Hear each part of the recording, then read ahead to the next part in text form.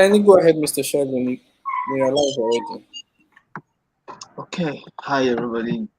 Good afternoon to you all. It's a pleasure seeing all of you online. I welcome you all to this very important conversation.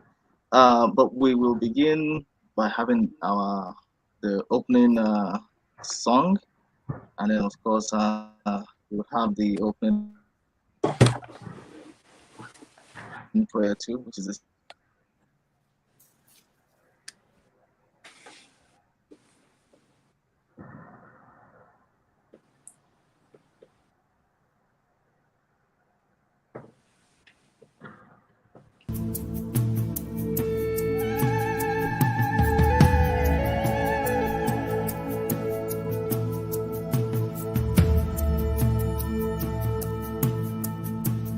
Here we stand as a people with one song, with one voice. We're a nation undivided and poised. We will take us down and build our land in faith to defend what is ours. Here we are as a people with one heart for one cause. We're determined to rebuild and restore. Where freedom reigns and truth prevails. Our land where there's hope for us all. Our land where there's hope for us all.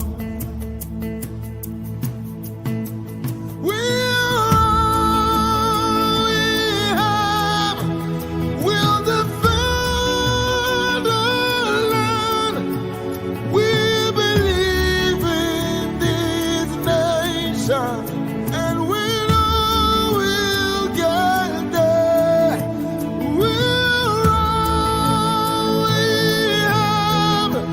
We'll defend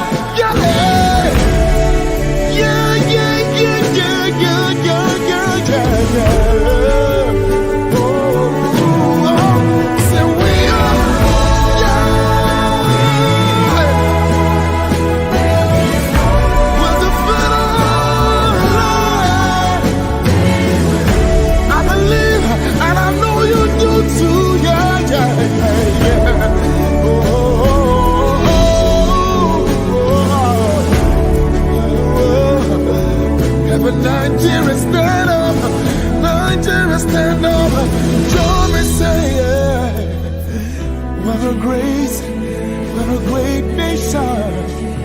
Oh, oh, oh, oh yeah. Ooh.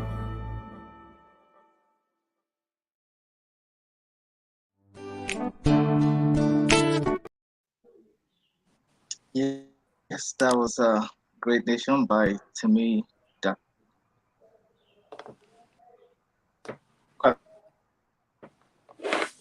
Straight away, we will go. Yes, please, you will recite after me. O God of creation, Creation. direct our noble cause, Direct our noble cause. guide our leaders right, Guide Guide our leaders right. help our youth the truth to know, Help our Help youth. our Help youth our youths the truth to know. in love and honesty to grow, In love and in love honesty and to honesty grow. to grow, and live in just and truth, and live in just and Living truth, just and true. great lofty heights attain, great Great lofty lofty heights heights attain, attain. to build a nation where peace and justice reign. To build a to nation. build Build a a nation nation where peace where and justice peace reign. and justice shall reign.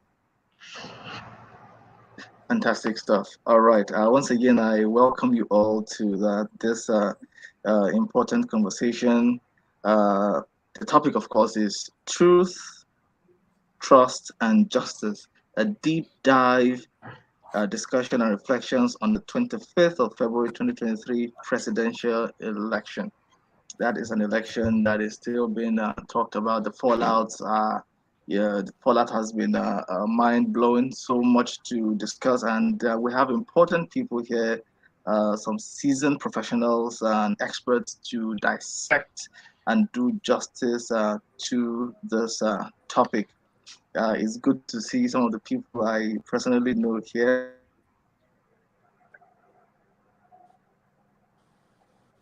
A wonderful to the topic, and we will all live here with a good action plan. I will at this point welcome Mrs. Ogechi Abu to do the welcome proper and then the introduction of our panelists at this important conversation. Mrs. Ogechi.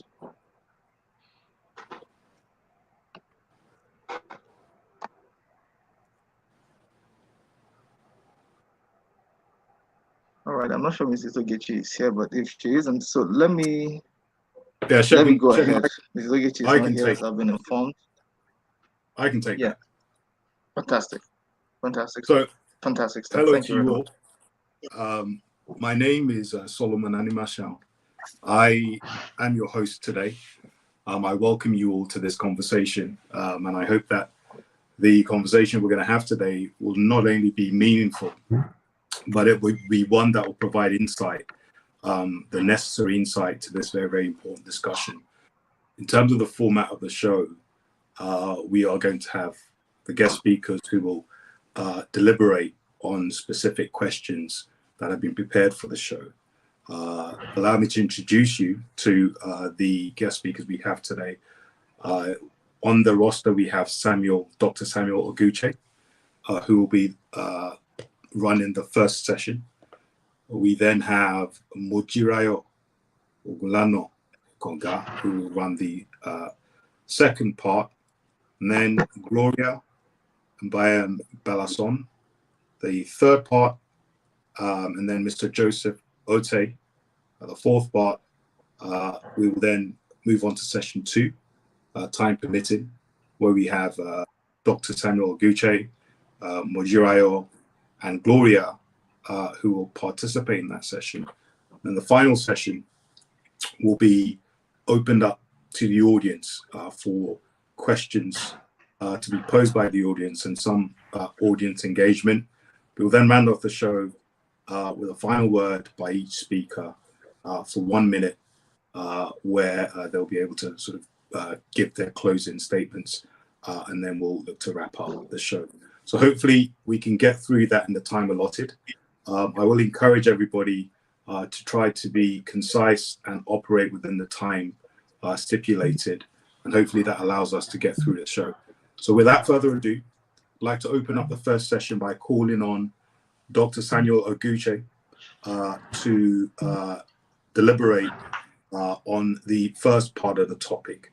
Dr. Samuel, I believe you are the coordinator of Yaga Africa Center for Legislative Engagement. Welcome to the discussion. I'll now hand over to you and allow you to deliberate on the first part of the show. Please go ahead. Yeah. Good evening, everyone. Good evening.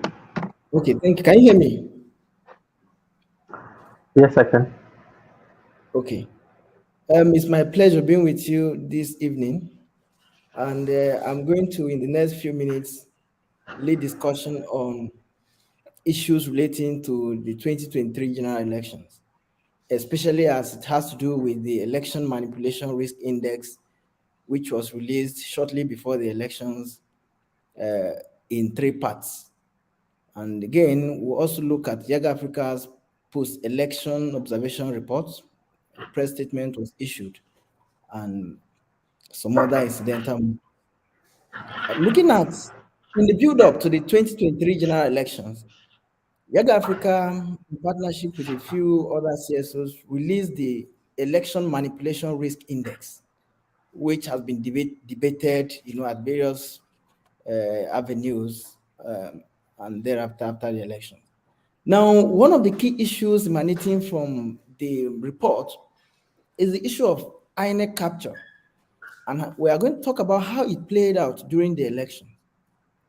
If you watch closely, issues relating to attack on INEC staff, election materials, and compromise of INEC officials featured prominently during the election. We had projected that there are some states that will be high-risk states, some medium risk, while others were low-risk states. And mitigation measures were recommended. Now, during the election, we saw clearly that there were traces of INEC capture, and these are activities that are targeted at weakening or suppressing the operational independence and neutrality of INEC. For example, in Adamawa State, we can recall what happened there, that the issue of neutrality of the REC was in doubt.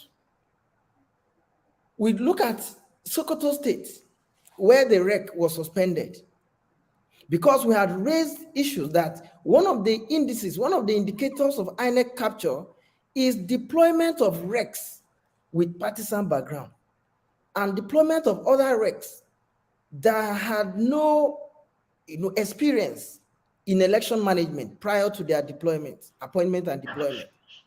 In Sokoto, for example, we saw how the REC performed, and the 3 senatorial district elections were inconclusive. Eventually, he was suspended. Now we go to Adamawa State, where illegalities featured prominently. The resident electoral commissioner making a declaration why collections were still ongoing.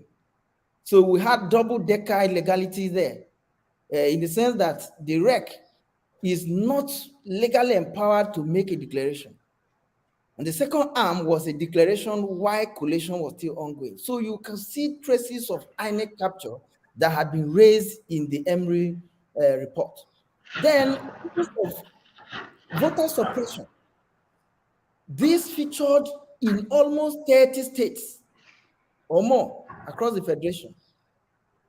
We saw instances where voters were not allowed to come out freely to vote. We take example from Lagos.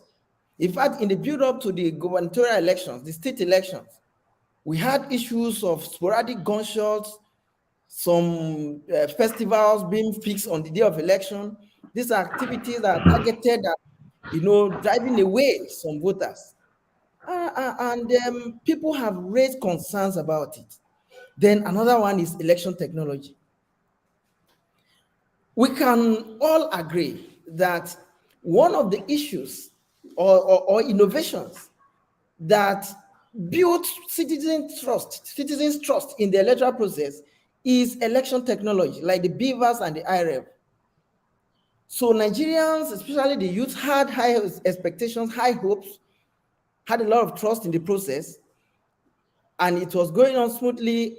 The beavers was tested. With the YAG Africa observed the testing and mock accreditation, and it all seemed good. But during the presidential election, we saw a lot of hiccup. And thereafter, Nigerians started expressing displeasure, the trust they had weakened or dwindled, and that affected the subsequent election to a large extent. And the question now is, who is resisting election technology? INEC, that had assured Nigerians that everything was fine, was now the one seen to have resisted technology and subsequently arguing that transmission of results to the IREV is not a mandatory requirement. Now, the question is, how do we now build citizens' trust in the electoral process?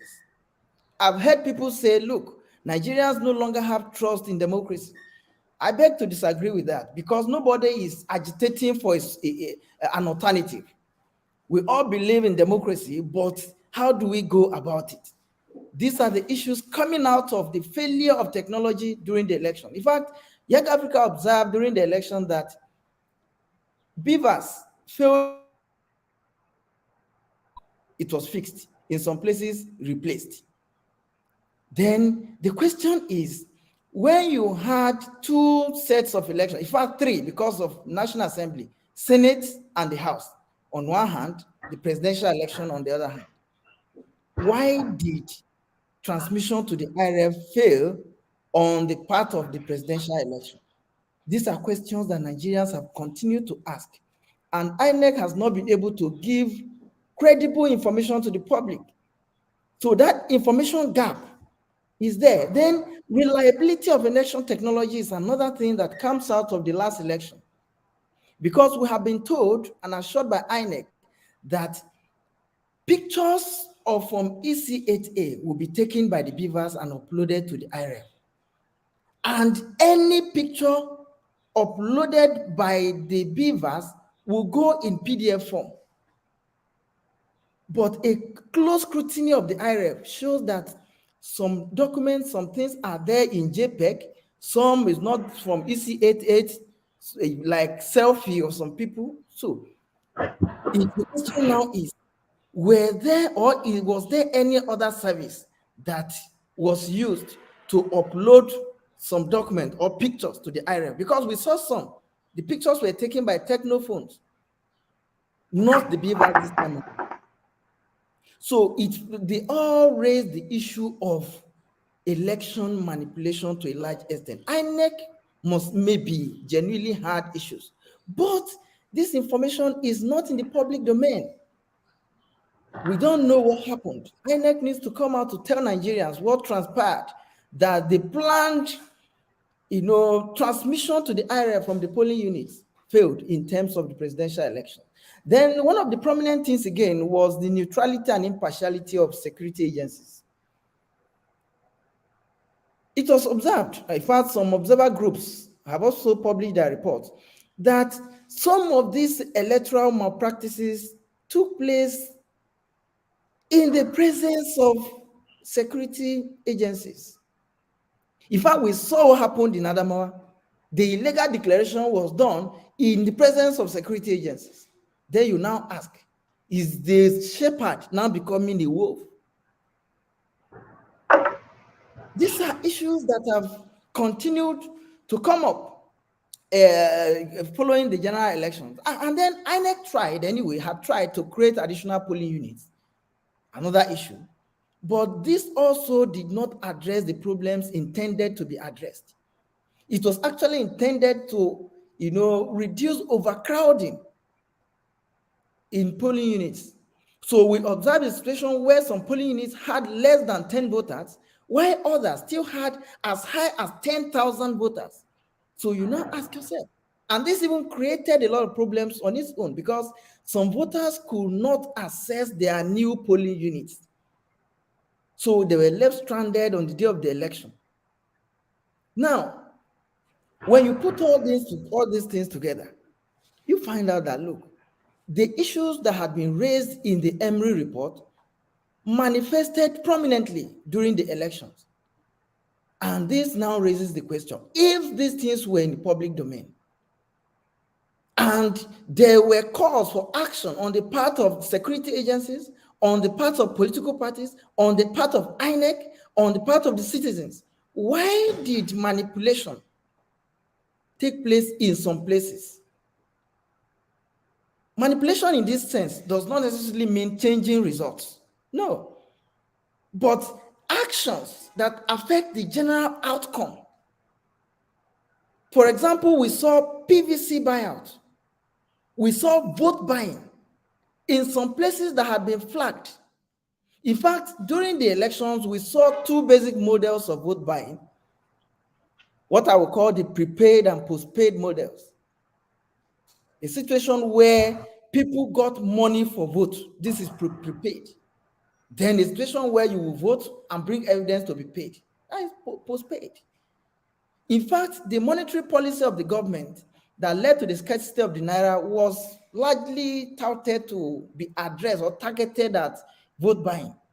But it eventually became a tool for vote buying because individuals who would ordinarily not be moved by 10,000 naira became vulnerable and could be moved by 1,000 or 2,000. Similarly, vote buying was now extended to material things, not now cash. We even saw POS devices, machines deployed in some polling units. People were giving fabrics. People were giving things as low as noodles to vote. And these were the various forms of vote buying that we saw. And now you ask, Nigerians know the implications of selling their votes, yet they go ahead doing this. Why? You can say the impact of poverty is high. We have seen instances where persons within these countries struggle to feed.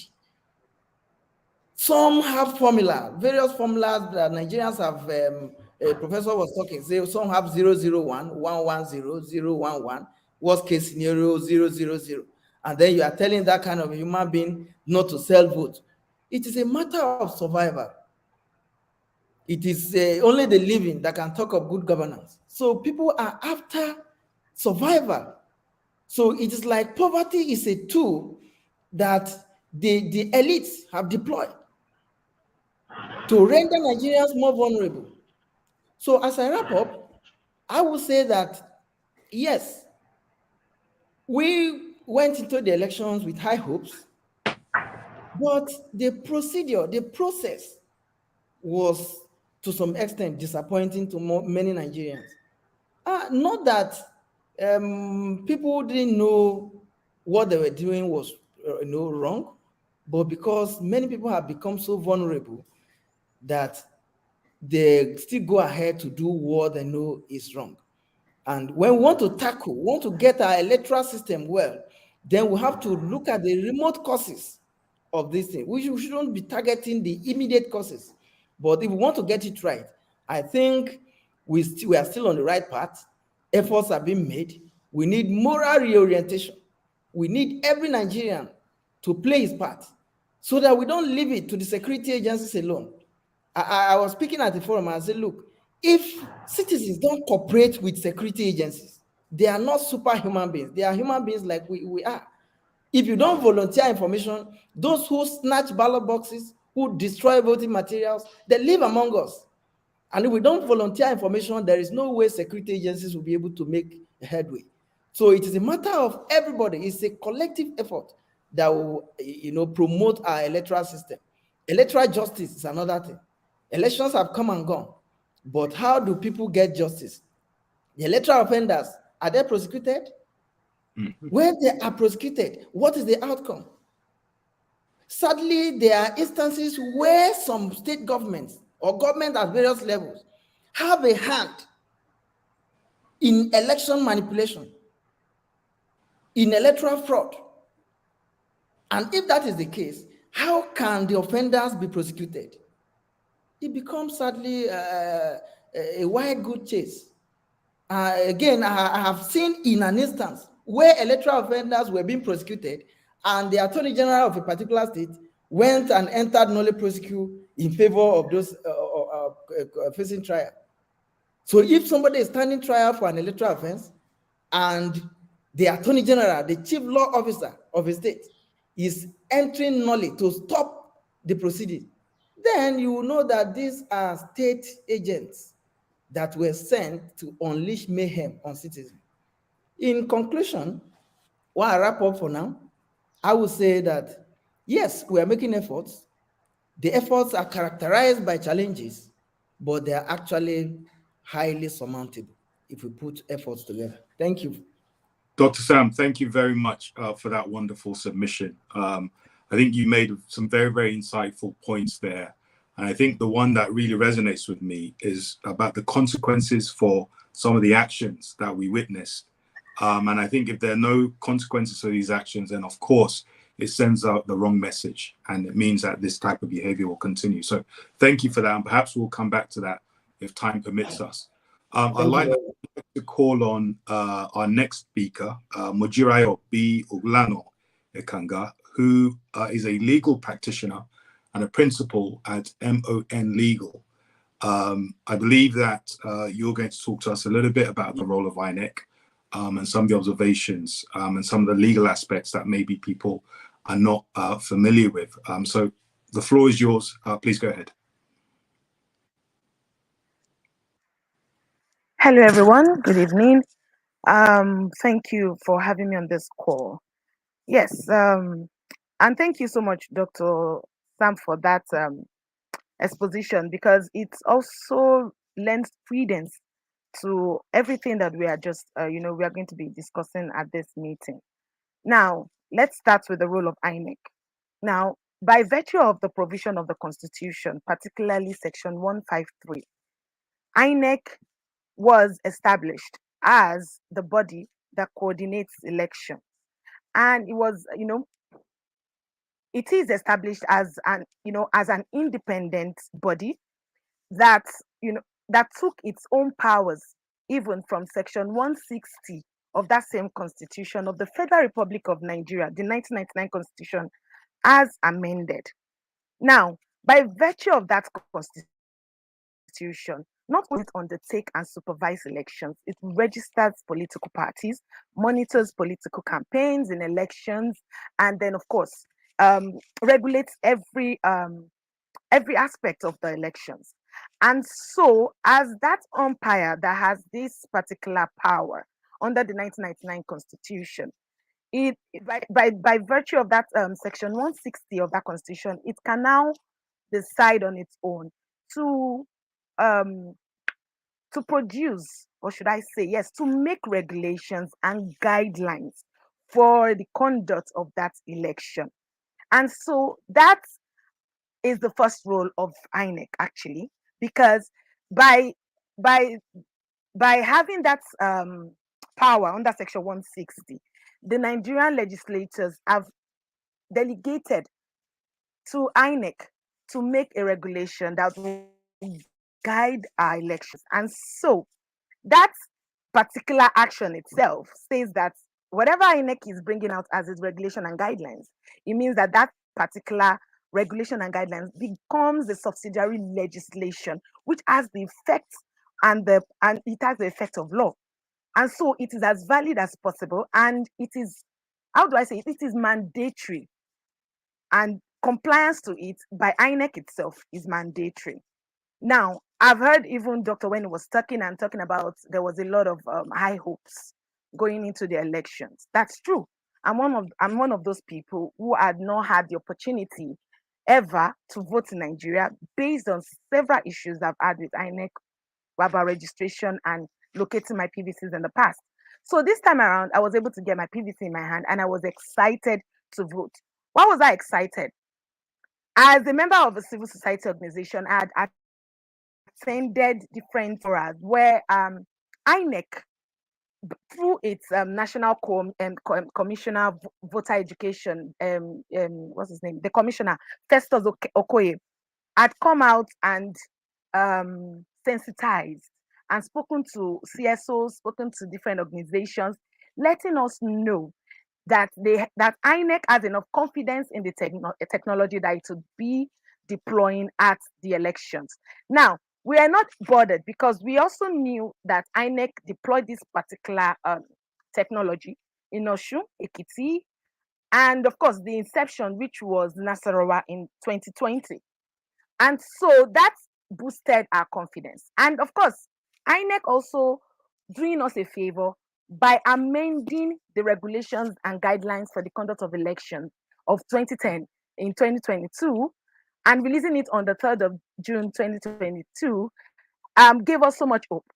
Because the when you go through this 37-page regulation, you see a lot of beautiful things.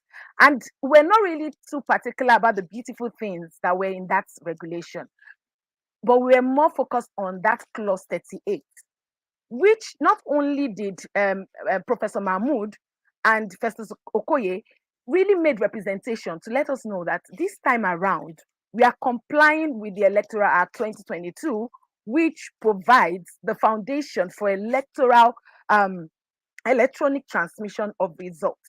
And so when we saw the provisions of clause 38, and clause 38 says that on the completion of all the polling unit voting and result procedures, the presiding officer shall electronically transmit or transfer the result of the polling unit direct to the collation system as prescribed by the commission.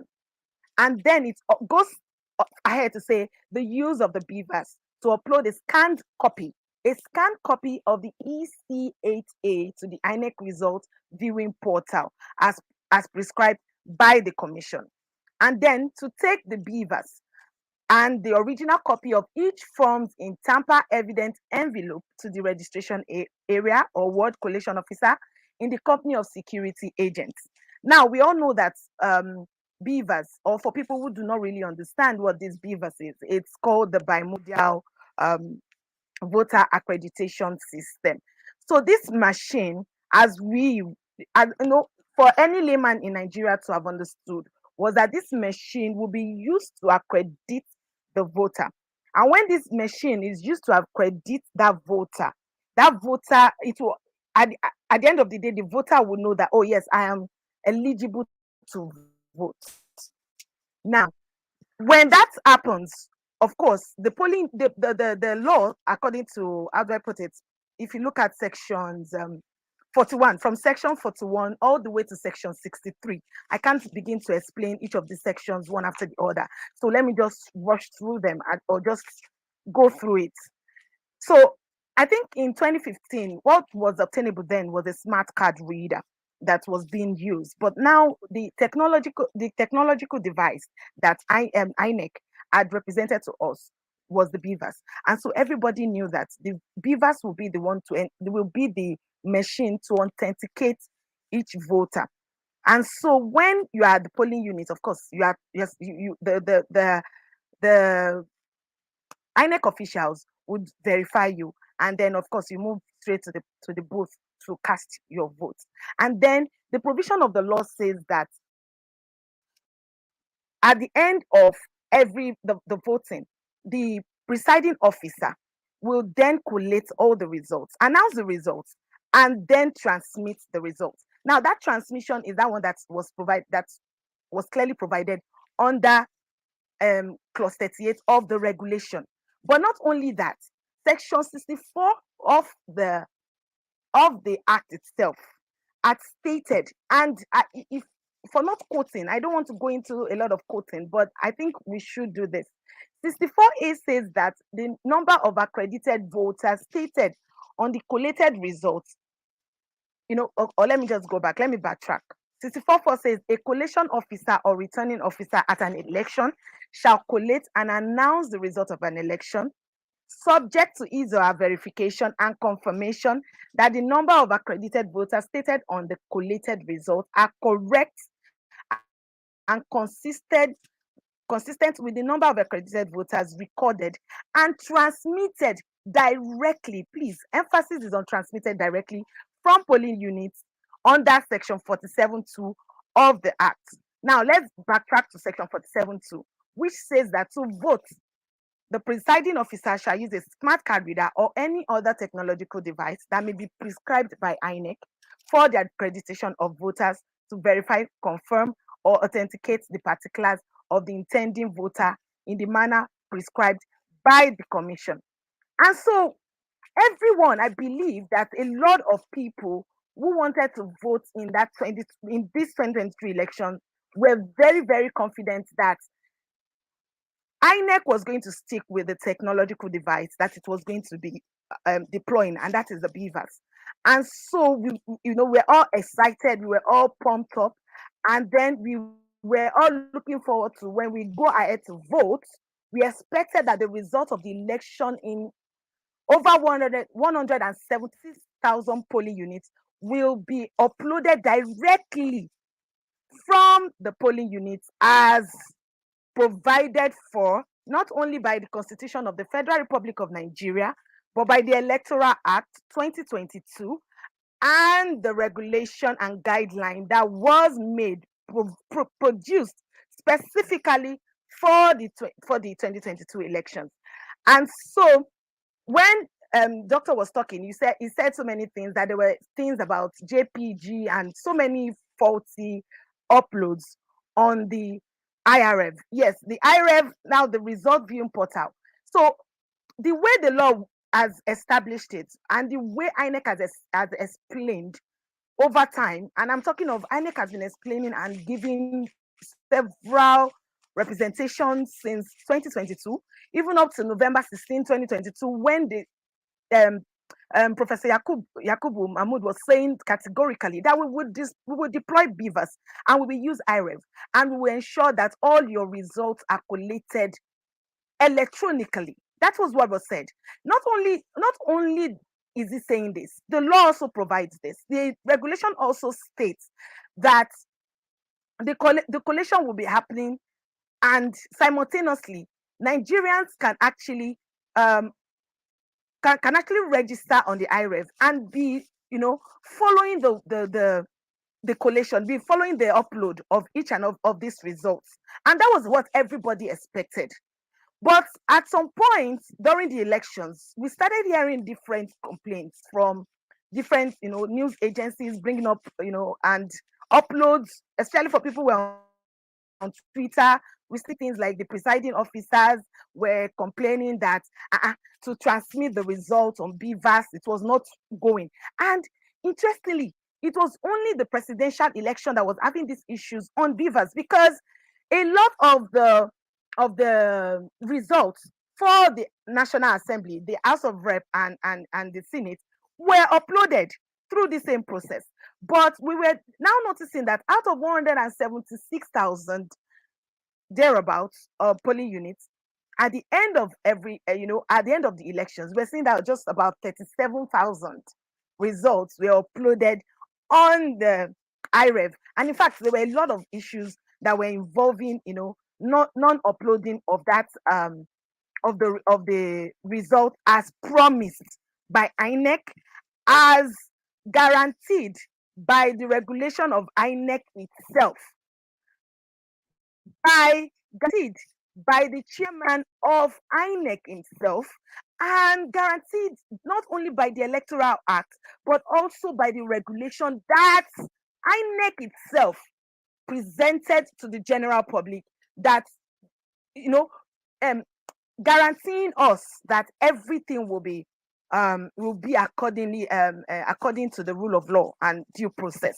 And so the question for a lot of people then was, okay, if this was the case and people started raising issues while the collation of results was going on, why did the INEC and its officials continued regardless to upload, to collate results, even especially the ones that were being objected to. Of course, we saw a lot of things happening for people who were watching live. Mm-hmm. We were seeing aides such as yes, the former House of Rep member Dino Melaye, who was I think is the PDP agent, Yes.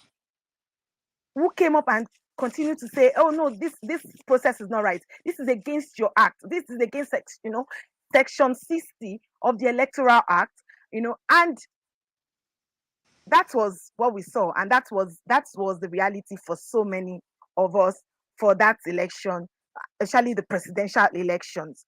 And so the question now for us to now really determine is this: as INEC discharged its role, as INEC discharged its function as provided under the Constitution of the Federal Republic of Nigeria, if at the time that the elections were that the results were being collated, results were not collated through the beavers as expected, the results were not collated as when it was supposed to be collated, even there were guidelines as to time. I think every election should have ended at 2:30, but I knew somebody who was still at a polling unit at 2 a.m. Meanwhile, the Electoral Act had provided under is it section 60 or 41 thereabouts, that once there are issues concerning a particular polling unit, especially when you are uploading or you are collating results, and if there are issues, that INEC itself can actually cancel everything in that particular polling unit. And we didn't see all this happening. Rather, we saw that INEC went ahead to collate, declare the winner in the middle of the night. Not only did he declare the winner in the middle of the night, they still went ahead to issue the certificates to both the declared winner and the vice. And so where we'll be going forward from there? Is it that there are no consequences for these actions? So I'll leave it to the next speaker.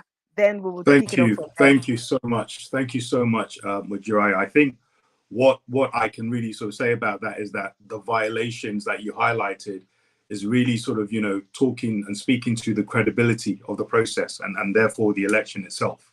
And perhaps that's something that we'll delve deeper into later. And I'm sure that, people have questions around that. Let's move on quickly, and let's now bring in Gloria Mbayam Balasin, who is a principal partner of My Legals. Gloria, I believe you will be talking to us about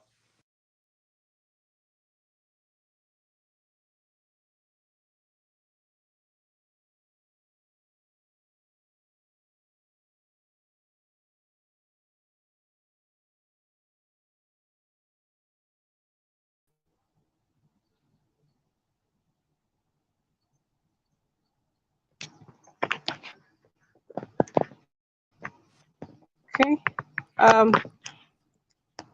I don't know if you hear me, but I just noticed you stopped talking because I can't hear you.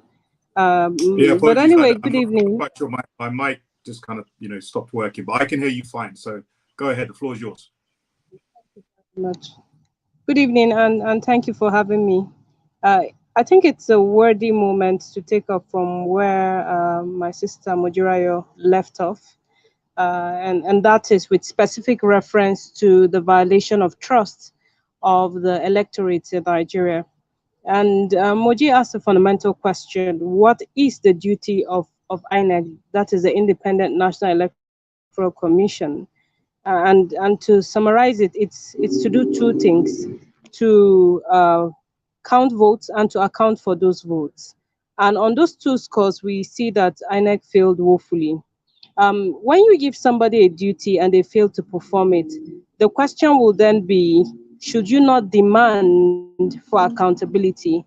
If we have given 355 billion naira to INEC to conduct elections, and they didn't conduct the elections and they didn't deliver on their constitutional mandate, and also fail to comply with their own rules.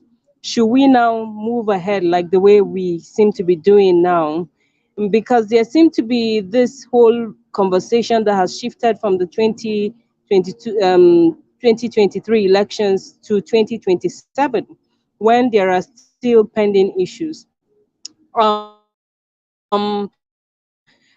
manner in which we have been practicing our democracy is worrisome.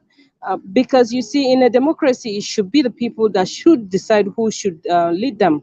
But we now see a kind of democracy where the powers of the people uh, has, with due respect, been usurped by the courts. That you now have court designed democracy, which has really been problematic.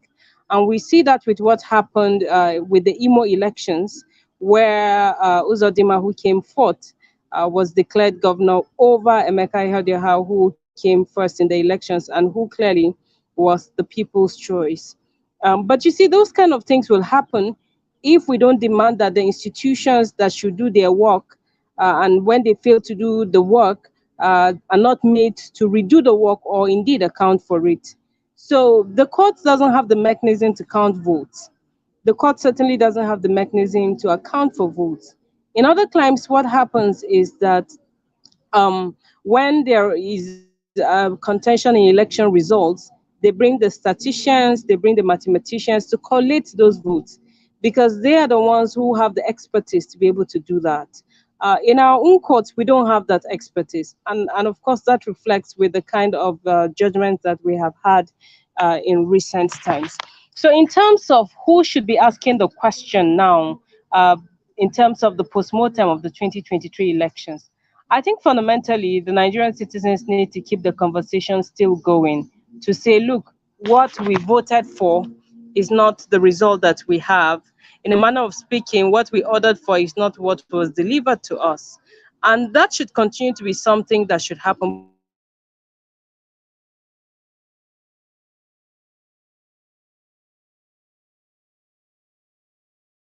happened with the elections in Imo,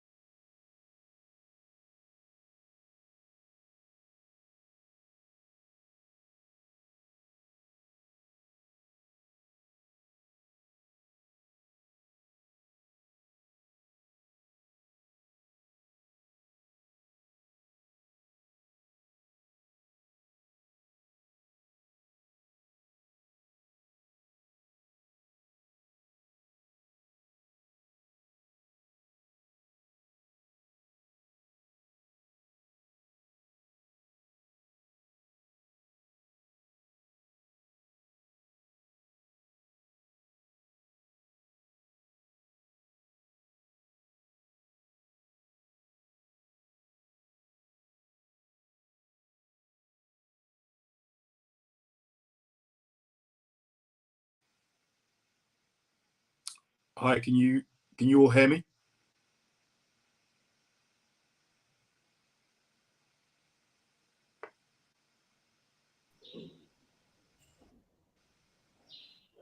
Okay, I see Dr. Sam. Yes, I can hear you clearly, but I think she has Right. network challenges. Yeah, it appears that we've lost Gloria. So what we'll do is let's move on to, if we have Mr. Joseph Ote here, I'd like to move on to Mr. Joseph. Mr. Joseph is a renowned lawyer, familiar face, I'm sure, to many of you. He's also a civil rights activist and a convener and access to justice at A2 Justice. Welcome to the conversation, sir. It's a pleasure to have you today. I believe that you're going to be talking to us again around this sort of theme about finding justice. We're particularly keen to hear your views on this. And without further ado, I'd hand it over to you to talk to us and provide your submission. All right. Thank you. And thank you to the organizers for inviting me. So what I'll basically do, I hope that this is not, this does not disrupt Gloria's conversations. Hopefully at some point she would be given the opportunity to complete. But what I thought I should contribute to this is just to discuss issues around now that the aggrieved parties have gone to court to challenge the manner the elections were conducted. What are the sorts of prospects that we have that gives us some indication that electoral choices made by voters will be validated, somehow will be ascertained, properly ascertained, and then validated. Some kind of, how can we be sure that the courts will be able to salvage democracy in Nigeria and repair the brutal and pervasive disenfranchisement of voting rights that have occurred? I think generally most people know that significant levels of fraud attended the conduct of the last elections. So as we then move to the corridors of the courts themselves, what hopes do we have that our judicial system is able to correct the perversions that have occurred and then enliven our hopes for continued democracy in Nigeria? And I think there is some understanding, that a lot of Nigerians are just down. The courts, just represent the only hope that people have now. They are just our last line of hope, defense, whether or not these hopes are well placed or not. But there are still people who are waiting to see whether the judiciary can, restore their belief that democracy can succeed in Nigeria, And so this places quite a very heavy burden on the courts, and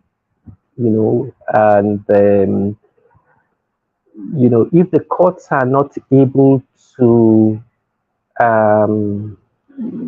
provide the kinds of interventions that will inspire hope in the judiciary, the rule of law, constitutional democracy, then that would be a very difficult moment for Nigerians. And no one is probably able to predict what the consequences will be. But at least we know that in countries where, people felt frustrated, people felt hopeless about the elections that have happened in many of those countries, but also in Africa, it has led to very violent political conflicts,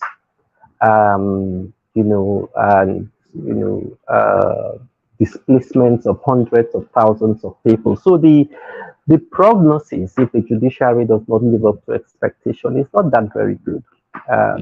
In 2007, you saw what happened in Kenya. I think about 1,000 people lost their lives as a result of the violence that attended the elections in Kenya, which also contributed in Kenya's efforts to completely overhaul their constitution and their judicial system. In fact, in Kenya, some of you might remember, in Kenya, the anecdote used to be that, look, why go hire a lawyer when you can pay the judge?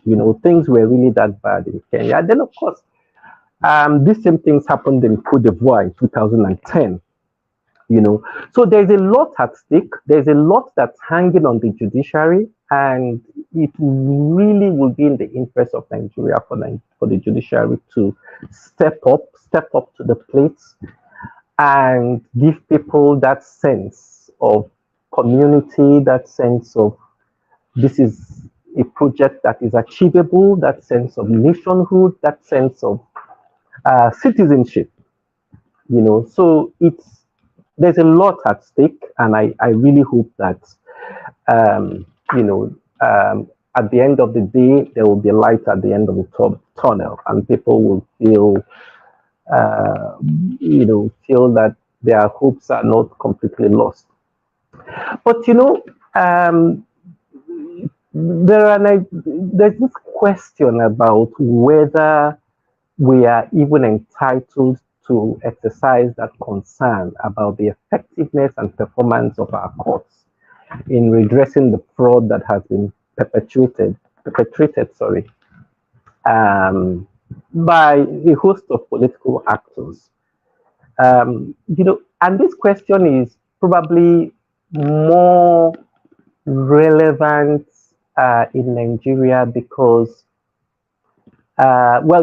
this question resonates, particularly in Nigeria, because in many other countries, when the conversation is about elections and the performance of the electoral body and, the problems with electoral fraud, you hardly get courts being dragged into that mix, into those kinds of conversations, because there is an assumption that in spite of whatever happens within the political,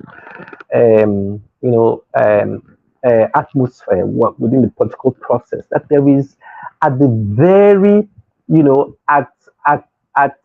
behind all of this, the courts are still dependable instruments for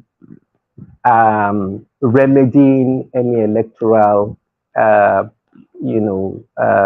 problems that may have arisen. In other words, it's not in every jurisdiction you have concerns about the judiciary. It's not in many countries that the judiciary, there are questions about the capacity, the ability, and the willingness of the judiciary to sustain constitutional democracy. But unfortunately, that's the kind of narrative you actually find when you go through a lot of the literature in Nigeria. A lot of people are now beginning to question whether the courts can be trusted. A lot of people are beginning to wonder whether there is actually any use going to the courts. And a lot of people are actually telling the courts, look, you only have one option in this matter, do this, call the elections as they were, call the results as they were and nothing else, So all of this gives Nigeria,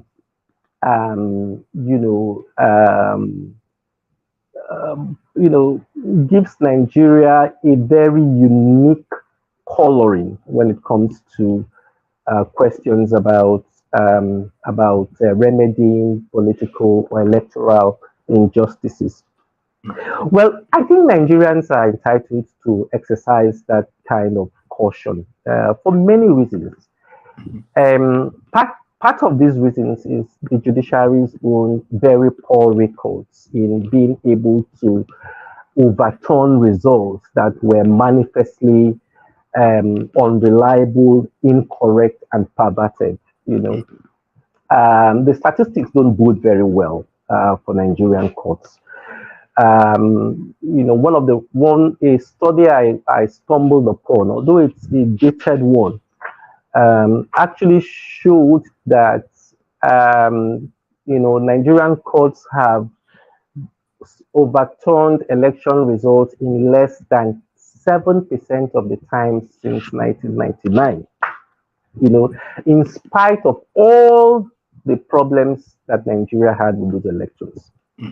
And of course, everyone knows that when it comes to presidential elections, there's been no precedent at all of the court overturning presidential elections in spite of the levels of fraud that have been associated with those elections in time past. In fact, some of those who benefited from that, those flawed electoral processes, like President Yaradua, actually came up later to, admit that everything was not okay with the elections that produced him. Can you all hear me? Yeah, loud and clear. Okay, all right, thank you. Just wanted to check in on that.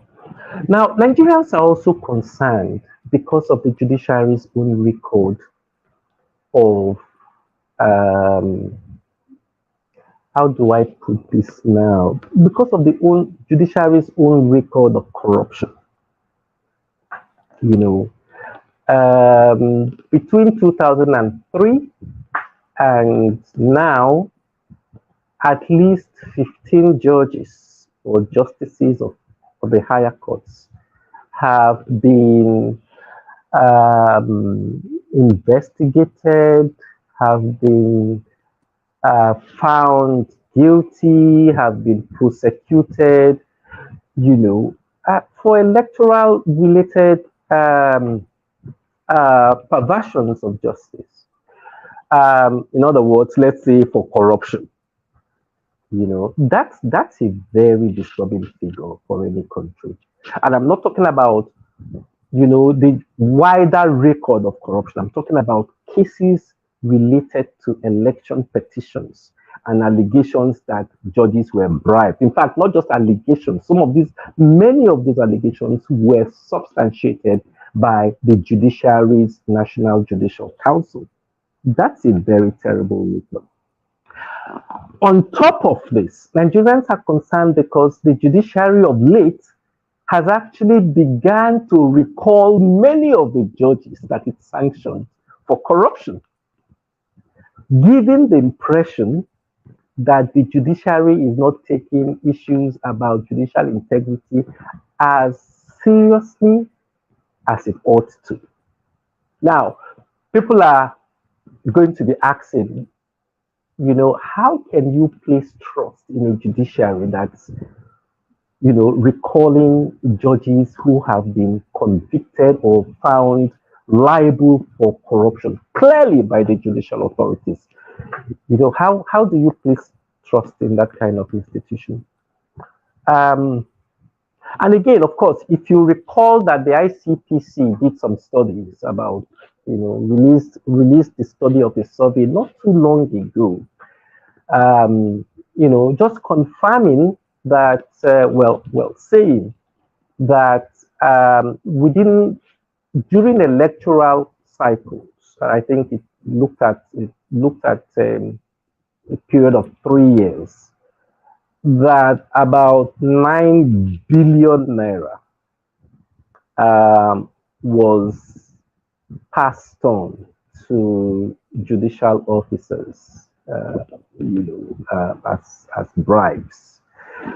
9 billion naira. That's the ICPC speaking, and the judiciary did not, as far as I know, reject, deny, disclaim that report.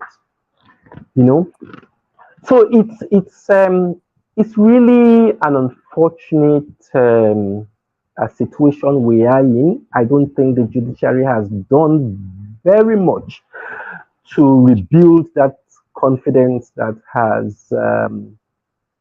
has been systematically eaten up by judges, by the judiciary itself. Not too long ago, there were issues about the head of the judiciary traveling and meeting someone here and there. And, quite apart from the veracity of those allegations, but at the very least, you expected a judiciary that was interested in jealously guarding its integrity, to provide the public with better information about that event, supplying evidence to deny that couldn't have been the case, that what people feared couldn't possibly have been the case. Now, I didn't see that level of denial, you know. I didn't see the judiciary feeling particularly stigmatized, embarrassed by those sorts of allegations. And that's something that should bother all of us, because you expect that a country's judiciary, with the sorts of people who are involved, would, would do everything in its power uh, to assure the public that it has the integrity that it ought to have, or at least that it's supposed to have. So these are all some of the problems, some of the challenges that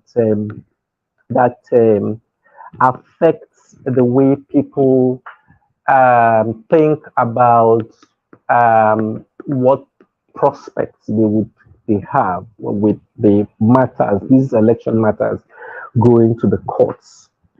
I think I'll probably just stop here. Are there any prospects that we can find justice? Again, people are very worried. They look at how the Supreme Court has performed very recently in cases from some senators, Senator Lawan and Senator Akpabio, people who did not contest party primaries for their positions, and who are, the courts effectively let's take those tickets for those offices and then eventually get elected. So these things trouble people a great deal. But so that's the problem. We think that the Supreme Court is extremely legalistic, but I'll leave that and hopefully see whether we can expand on that in subsequent conversations. Yes, I mean, thank you, Mr. Joseph. I think your observations, they were quite sort of, for me, I take a long, deep breath with some of those observations that you've made. And I think the narrative it paints doesn't necessarily fill the average Nigerian who's hoping for justice, fairness, and free and open processes. It wouldn't necessarily fill you with much confidence when you listen to this sort of observation that you've made. And there are going to be questions where, hopefully you'll be able to shed a bit more light on some of your thoughts around what we may experience in this upcoming process. So we've now come to the part of the discussion where we have tailored questions for our guest speakers. I'm going to be calling on Dr. Samuel, first of all, Dr. Samuel Guche. I'm going to ask you 4 questions, Dr. Samuel. You'll have a couple of minutes to answer each question and each round of 2. Our 4 speakers will be, I'll be giving you tailored questions for all of you, starting with Dr. Samuel.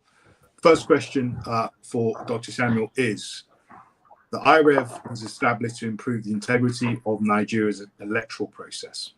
In your opinion, how effective has this initiative been in achieving its goals? What areas do you think need further improvement? Was there actually a technical glitch in the BVAS or IREV portal, or was it a human element? If it was a glitch, should the election have been postponed as a result of the glitch? So that is the first question. Dr. Samuel, if you bear with me, I'm going to ask you all 4. So please, perhaps you can note some of these questions down, and then because in the interest of time, I'm going to run through them, and then you can just respond as you wish. So the second question is, what is the failure to upload the IREV portal, and thus the failure?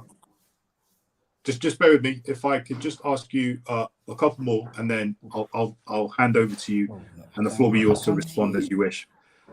So let me repeat the second question again. What is the failure to upload the IREV portal, and thus a failure of the authentication of the manual results, thereby as a mandatory prerequisite for the validity of the elections, mean in respect of the declaration by the INEC chairman. 3, the bimodal voter accreditation system was introduced to address the challenges of voter identification and the authenticity of the ballot during the elections. What are your thoughts on the implementation of this system during the last presidential election, and what recommendations would you make for its improvement in future elections? The fourth and final question is INEC solely responsible for the crisis of confidence in the electoral process?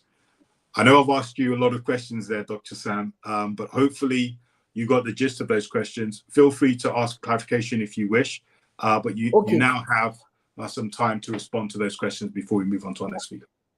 Thank you very much. I had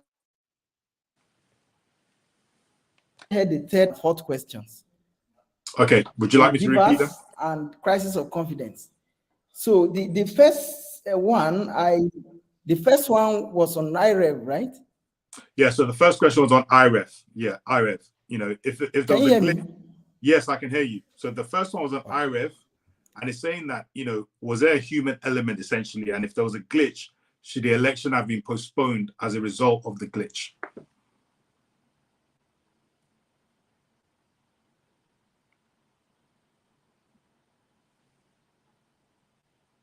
Dr. Sam, you still there?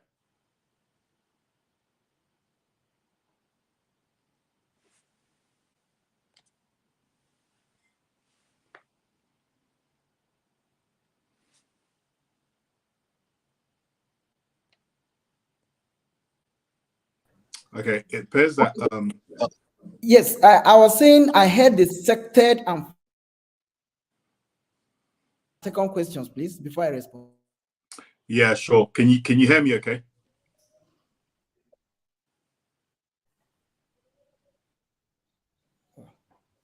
Dr. Sam? Yes, I can hear you now. Perfect. Okay, so the first question was about IREV. Okay. And essentially, if I can try to summarize it, it's asking that was there a technical glitch in the BVAS or IREV portal, or was it a human element? And if there was a glitch, should the election have been postponed as a result of that glitch? So that was the first question. Okay.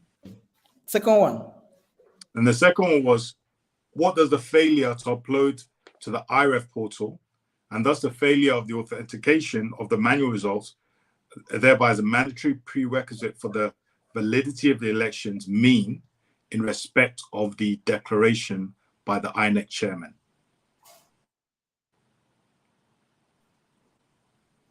Yeah, okay, thank you very much. The IREV, as the lady said, Mojirayo said earlier, when there is a law, a principal legislation, giving powers of regulation making to a body, it is subsidiary legislation.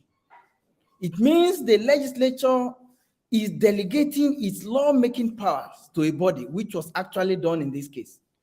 So the regulations made by,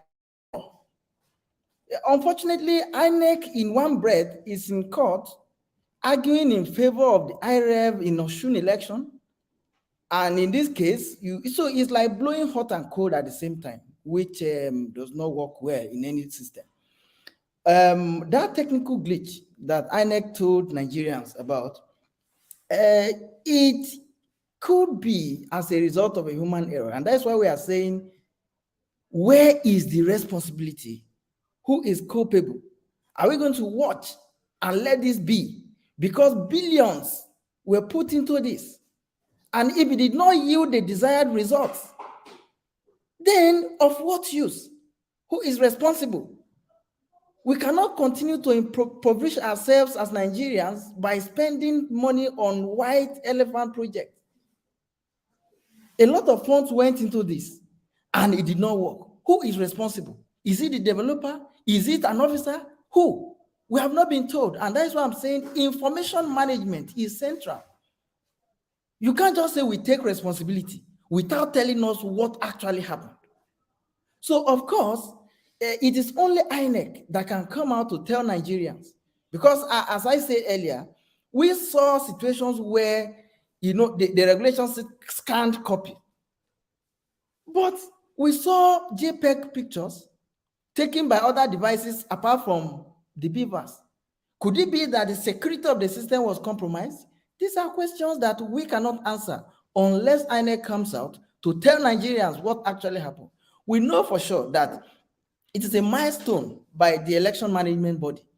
But if there is a failure, I can tell you that if Nigerians are adequately informed as to what transpired, then we'll be talking from a perspective of knowledge. But as it is now, it was a failure, and that is it. So we will not know now whether it was a human error or a technical glitch. If it's a technical glitch, you did a test run of this before the election. How come? They said because of the volume of the result they use, that is why the thing had issue. But it was okay on the side of the National Assembly election. And what was going to National Assembly portal was more, because we had for the House of Reps and the Senate. That was more than the presidential election. Why did this one have problem? We should know as Nigerians. And as it is, Yaga Africa deployed over 3,000 stationary observers. They also the organization also deployed 822 mobile observers across over 1,507 or so polling units, sampled polling units. Issues were discovered, inconsistencies, especially in Imo and Rivers. Now, were within the same range anyway, but this has not been explained. The IREP did not serve the purpose it was meant for. So, of course, Nigerians are within their rights to challenge the integrity of these elections, because what they saw was not what they were promised. That is that on the part of IREP. Then, failure to upload results. I think I partly answered that one when I talked about the first one. It is a regulation that is, in fact, in this case, INEC failed to meet the standard it set for itself. And you see, I had my cousin participated in the election, and his motivation was that results will be transmitted real time from polling units. So failure to upload this actually diminished the trust Nigerians have or had in the entire process. And you can say that, look, what happened? That also takes us to the issue of assignment or apportionment of responsibility and culpability. Until people begin to face the consequences of their actions. You know, in law, we have theories of punishment. Deterrence is one. Somebody does something, he goes free. It becomes a motivation for another person to do it because he knows nothing will happen. Are we going to watch and say we had issues, elections have come and gone, and then that is it? What happened to the billions we spent? What happened to future of election? What happened to the falling trust in the electoral process? What happened to the integrity, the neutrality and independence of INEC? What happened to the carrot and the stick? There are officers who have worked creditably well. What is their reward? Those who have sabotaged the system, because we saw that in the subsequent elections, some people, especially ad hoc staff and others, were dropped. Does it end there? Can we punish security agencies? How can you tell us that the Sokoto rep, the Adamawa rep that was suspended, is nowhere to be found? He has become wind now, invisible. No. So you can see that there are elements of complicity. That's why I mentioned earlier that security agencies cannot be excused, because there have been cases of intimidation of voters, even in the press. In fact, it has been reported from various quarters that sometimes they even partake in sharing money brought to certain polling units. So it is time now to start placing responsibility and culpability where it rightly belongs. Then beavers, of course, as I said earlier, when you look at the outcome of the elections, people are saying, oh, low turnout. But you can attribute it to the impact of technology, because you have to be accredited now by the beavers, either through fingerprint or facial recognition. So the era of, bringing out high numbers is gone. Now, there could be other forms of malpractices, but we are actually on the right path. We must give credit to INEC. It started, as the Learned Council said, in 2015, when we had issues of card reader that had no legal framework. But now we have a system. When you even argue against election technology, we'll now go to history, because these are means of interpretation. When the courts want to interpret, sometimes they go to history.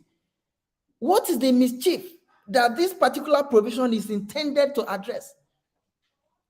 Under this circumstance, we had a situation where smart card reader had no legal framework. We have now created a legal framework for technology, and we are saying it is not mandatory. It is mandatory. It is mandatory. And as you can see it, well, there are room for improvement. During the mock accreditation and beavers testing, we had issues of recognition of people, the old people, maybe because of their changing features also, and a few recorded during the election. But on the whole, the beavers functioned optimally. So it is reliable. As it is, I think it is a tool that we can continue to improve and deploy. There's room for improvement. A few challenges encountered were fixed. In some cases, beavers replaced. But on the whole, it was a beautiful technology that was brought on board for the purpose of electoral integrity in Nigeria. Then finally, crisis of confidence. I think this one was created by the election management body itself, because Nigerians had a lot of confidence, especially with this technological innovation. But now, when you fail to do what you told Nigerians that you would do, then the issue of crisis of confidence will start setting in. Again, when the same you start arguing that it is not mandatory, then people will now say, can we trust you? You did not do what you said you would do. And then instead of explaining why it was impossible to do it, you are now arguing that it is discretionary. Then it shows that, look, we might not be able to trust you. So I think it all goes to the issue of information management and how the INEC relates with the public. If there's an issue, tell Nigerians. It wasn't the technical error wasn't enough or the technical glitch wasn't enough to have led to postponement.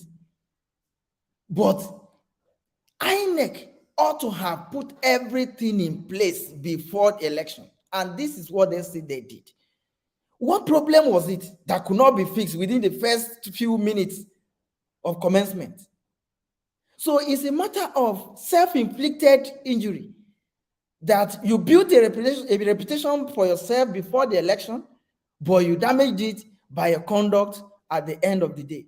So I place it at the doorstep of INEC strictly, because you control the system, you control the beavers, control the IREP, and then under you and your control, the IREP did not work, and the same you are giving a contrary explanation and arguing to the contrary. I think it is now time for INEC to retrace its steps, continue to build confidence in the people, so that Nigerians can have more hope in the dividends of democracy.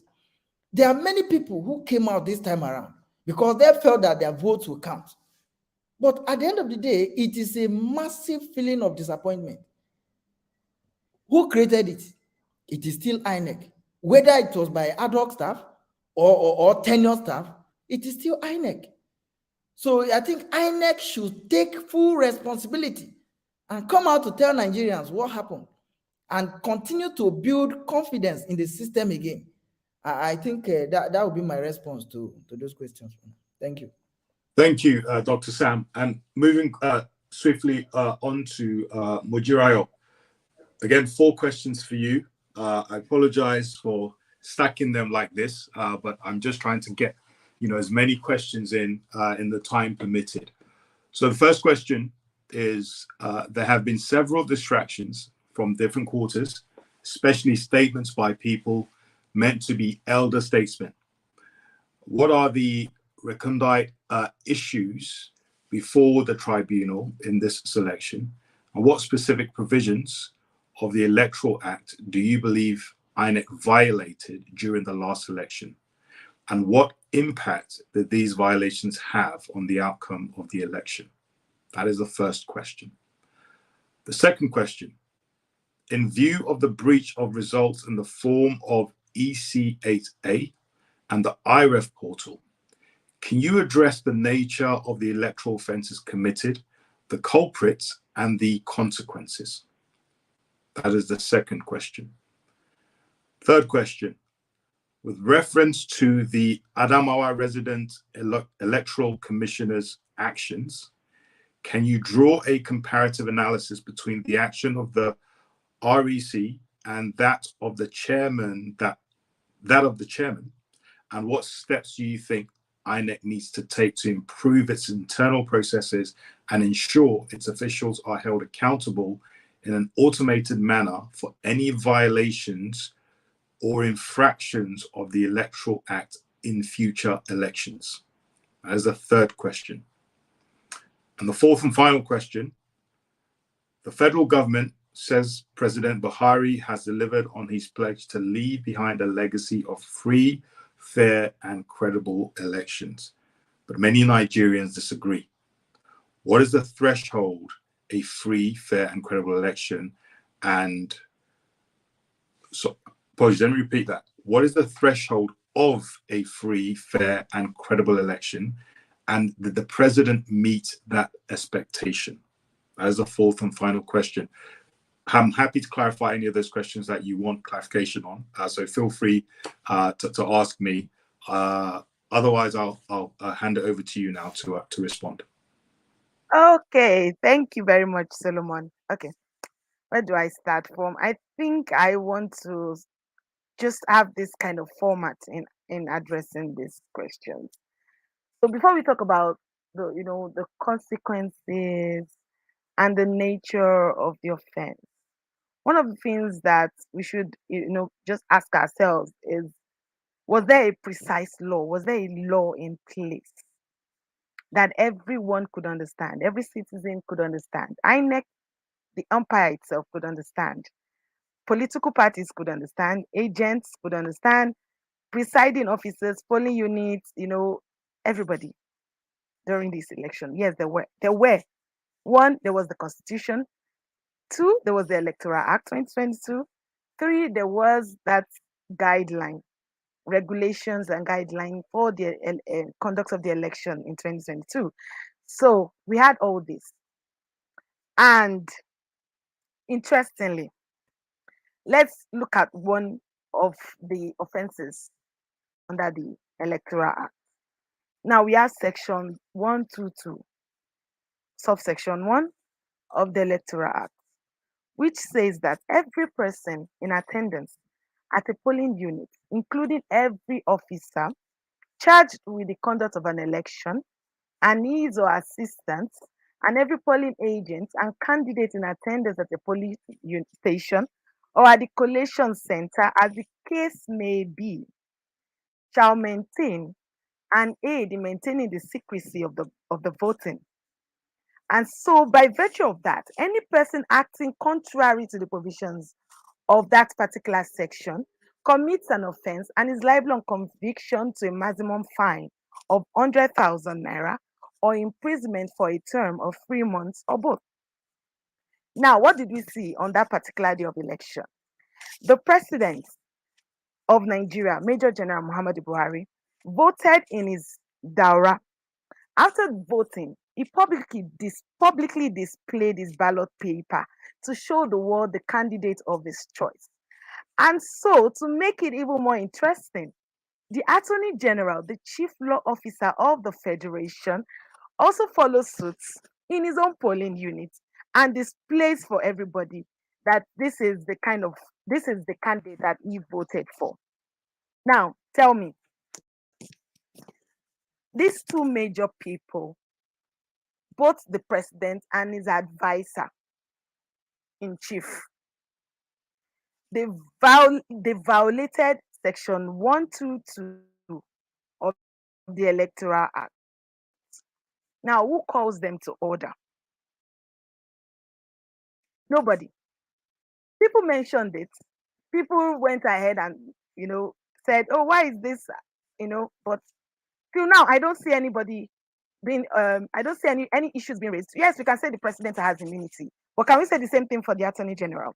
Who should know better, by the way? You are the one in custody of all the laws of the federation, and yet you did exactly that, violated the Electoral Act in the presence of all Nigerians. Now, section 65 of the, not 65, 60 subsection 5 of the Electoral Act says that the presiding officer shall transfer the results, including total number of accredited voters and the result of the ballot, in a manner as prescribed by the commission, and that any presiding officer who willfully contravenes any provision of this section commits an offense and is liable on conviction to a fine not more than 500,000 naira or imprisonment for a term of at least 6 months. So we have all this. We have them. You'll see in the Electoral Act, punishments stated. And of course, that's supposed to like boost our ego, boost our confidence that, oh, INEC knows what they're doing. Even the legislators, they knew what they were doing when they were providing this law, But let's look at the nature of these contraventions that I've just mentioned, Who are the violators? We have several provisions on offenses when you say that, oh, there shall not be vote buying, you should not be found with somebody's PVC, you must not at the polling units be campaigning. We had all these offenses. And interestingly, Nigerians comported themselves throughout the elections because they were hopeful, because they were looking at the INEC and they were looking at the process, that this process is electronically coordinated and it will generate how do I say it showed, there was sort of like a integrity that was following this whole process. And then when you look at the nature of the offenses that happened on that particular day, you will see that it was from the end of INEC itself or the security agents that should be guiding the polling units and the presiding officers. So what is the nature? The nature is that INEC itself contravenes its own law. It contravenes its own regulations. It contravenes even the Constitution of the Federal Republic of Nigeria, 1999. Unless they are not admitting to this. But this is what was happening. If we had seen clause 38 saying that there should be the uploading, that's the transmission of results, immediately from the polling units, of each polling units all over the federation, then that didn't happen. And there was a claim that this was due to particular glitches and all, and then there were so many excuses that were given at that day, because I'm calling it excuses, and please let it be underlined. Excuses, because INEC had, okay, let's just be nice. Let's just say that INEC had like a year and had with it 355 billion naira to give an election that can be seen to be credible, to be free, and to be fair. And that didn't happen. And so it is because some of these issues are placed before the courts. I would not be able to go into the in-depth analysis because it's sub judice, really. So it's now left for the courts and the processes before it, all the documents before it, for the court to now decide that as INEC itself maintained the integrity of that election itself, did INEC provide an environment, an atmosphere, the right circumstance and tools for everyone within that particular within the electoral environment, did INEC provide the exact tools, the right condition for the what do you call it? For for abiding by the provisions of the act, for abiding by the law, for abiding by its own regulation. So those are the issues that I myself I cannot answer, because I will look at the question of, for instance, the form EC8A. It was supposed to be, the beavers was supposed to capture this form EC8A and immediately transmitted to the IREF portal, and it was not done. And if it was not done, doesn't it mean that the presiding officer had violated this particular regulation? Doesn't that mean, because if the law is saying that the presiding officer is bound to carry out every function in the manner that is prescribed by the commission itself, then by contravening it, what has happened? Why are presiding officers, why are they not even before the court of law, for instance? Because of course we are not going to find them immediately. We are going to bring them before the court of law, for in all these polling units. Why are they not before the court of law to defend themselves, so that they will not be charged for they will not be punished for or liable to pay 500,000 naira, or to go to imprisonment for 6 months? They should present their defenses before the court, because if INEC itself is not coming out to tell us what happened, then all these presiding officers should be charged to court. But who will charge them to court? That will now be the question. Who is going to take these people to court? Because you are telling the executive to check the executive. So you see, there's a problem, because the executive will not be willing, the executive arm of government will not be willing to check itself. And apart from this, anyone who has done a lot of cases when it comes to fundamental human rights before the Nigerian courts or before the regional courts, we know one simple thing, and that simple thing is that there's a lot of impunity when it comes to government, with the government of Nigeria abiding by its own rules, or how do I put it, or by allowing itself to be accountable to the people of the country. I can cite examples. There have been several cases and several judgments against the Federal Republic of Nigeria up till today, and those judgments were not the judge. If there were judgment sums, they were not paid. E.g., Dorothy Njemanze against the Federal Republic of Nigeria. That's one case that was taken to the ECOWAS court. Judgment gotten till date. Has the compensation been paid? No. So we have plethora of cases where we know that when we are addressing the nature of the electoral offenses and we are talking about the consequences won't be that we are going to be able to hold the government like this, have a good grasp of the government of Nigeria. The consequences will now be on the electorate, the people who gave their hearts, who were so how do I put it, who were so motivated and inspired and said, oh yes, we have the beavers, we have the IREF, let us go ahead and vote, let us go ahead and partake in the elections. And that is where the consequences will be.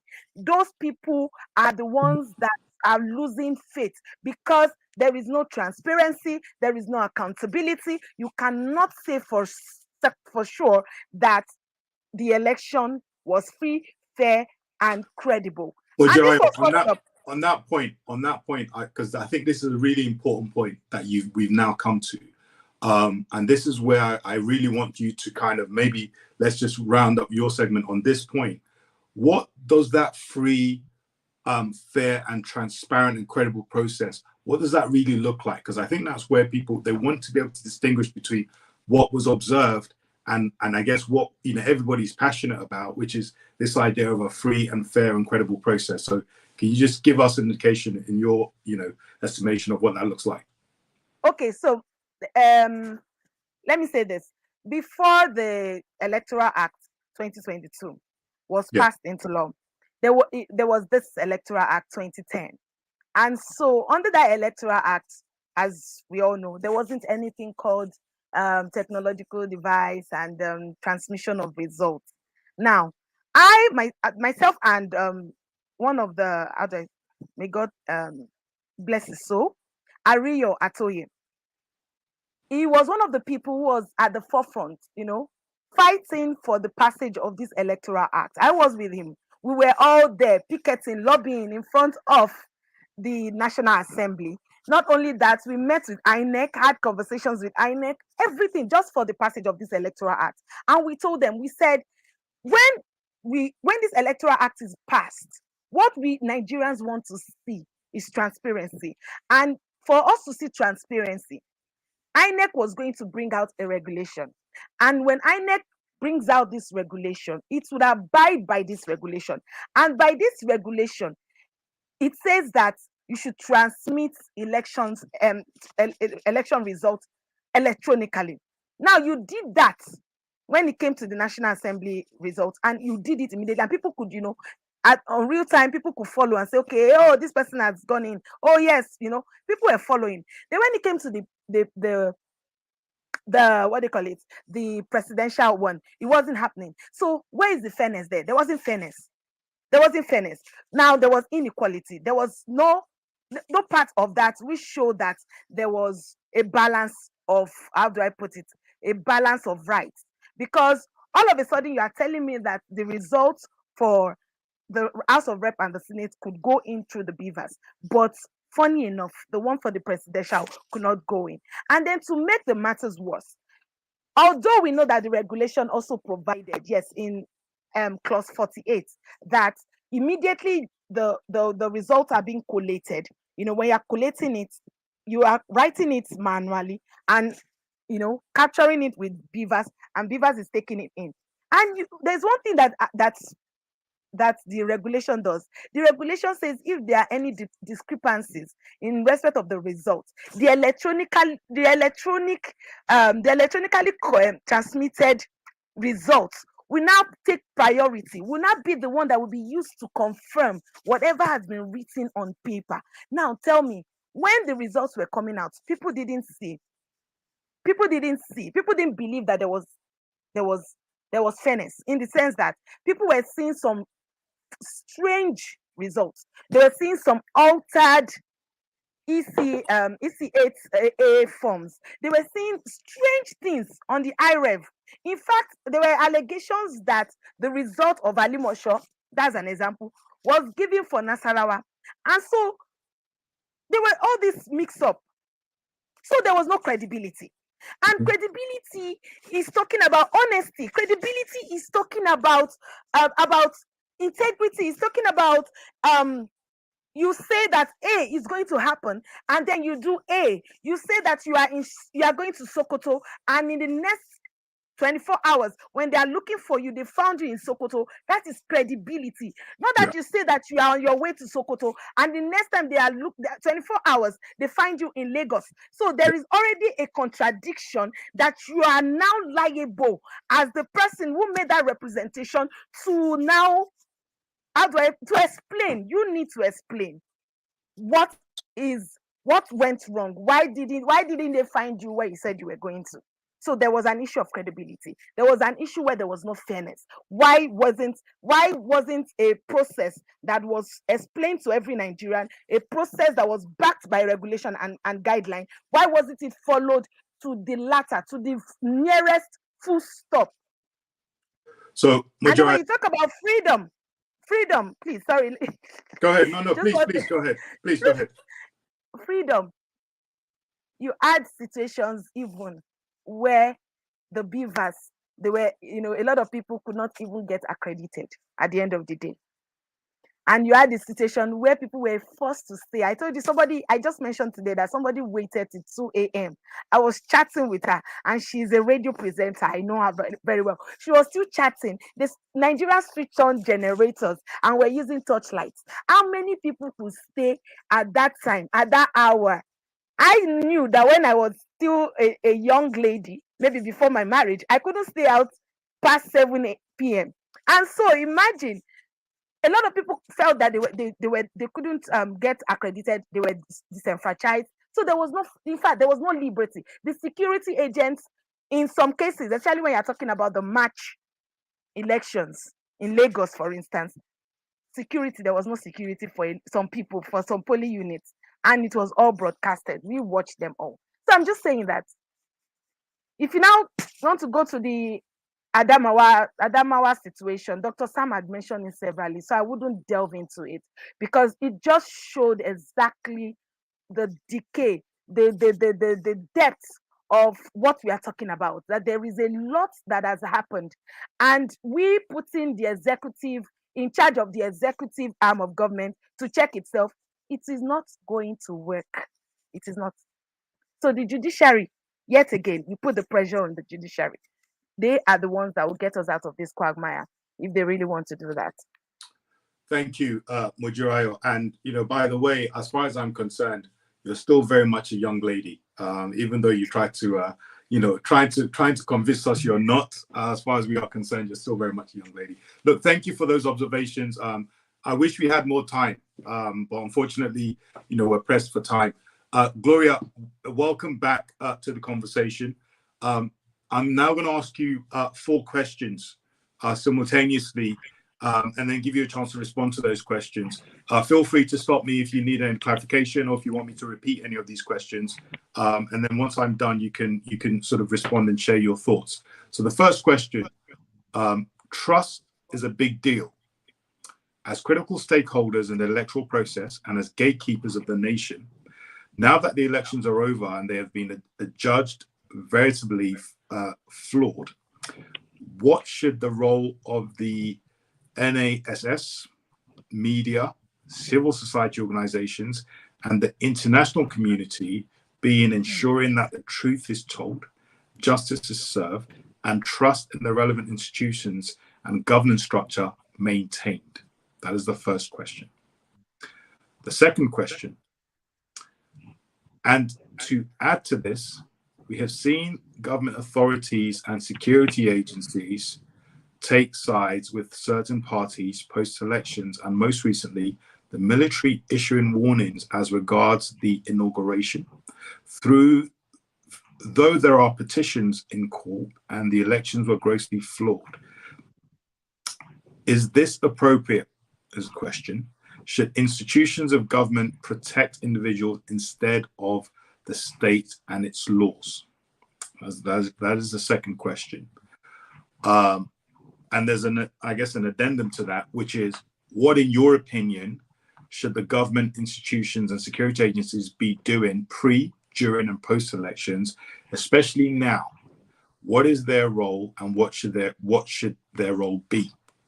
What do they need to do to gain the trust of Nigerians by standing to be counted with the truth? That is the second question. I know it's a bit of a long one, and I'm happy to clarify if you need it. The third question is, what should the citizens do? Are they totally helpless in protecting their mandate? People have talked about peaceful protest, and indeed some political parties did protest at some point. Beyond protests, what can the citizens do, really? Is there a place for the judicial adjudication via the principle of legitimate expectation? In other words, can citizens as a collective, based on the right to vote as provided by the Constitution, seek a remedy in court via the doctrine of legitimate expectation to address their collective legitimate grounds from a failed administrative process orchestrated by INEC? And the fourth and final question, what is the role of the Nigeria Bar Association in this situation? What should it be doing, and is it doing as it should? That is the fourth and final question. Gloria, look, I know that some of those questions were actually quite long, so I'm happy to, as I said, provide clarity or try to summarize, but hopefully you caught the gist of those questions, and over to you.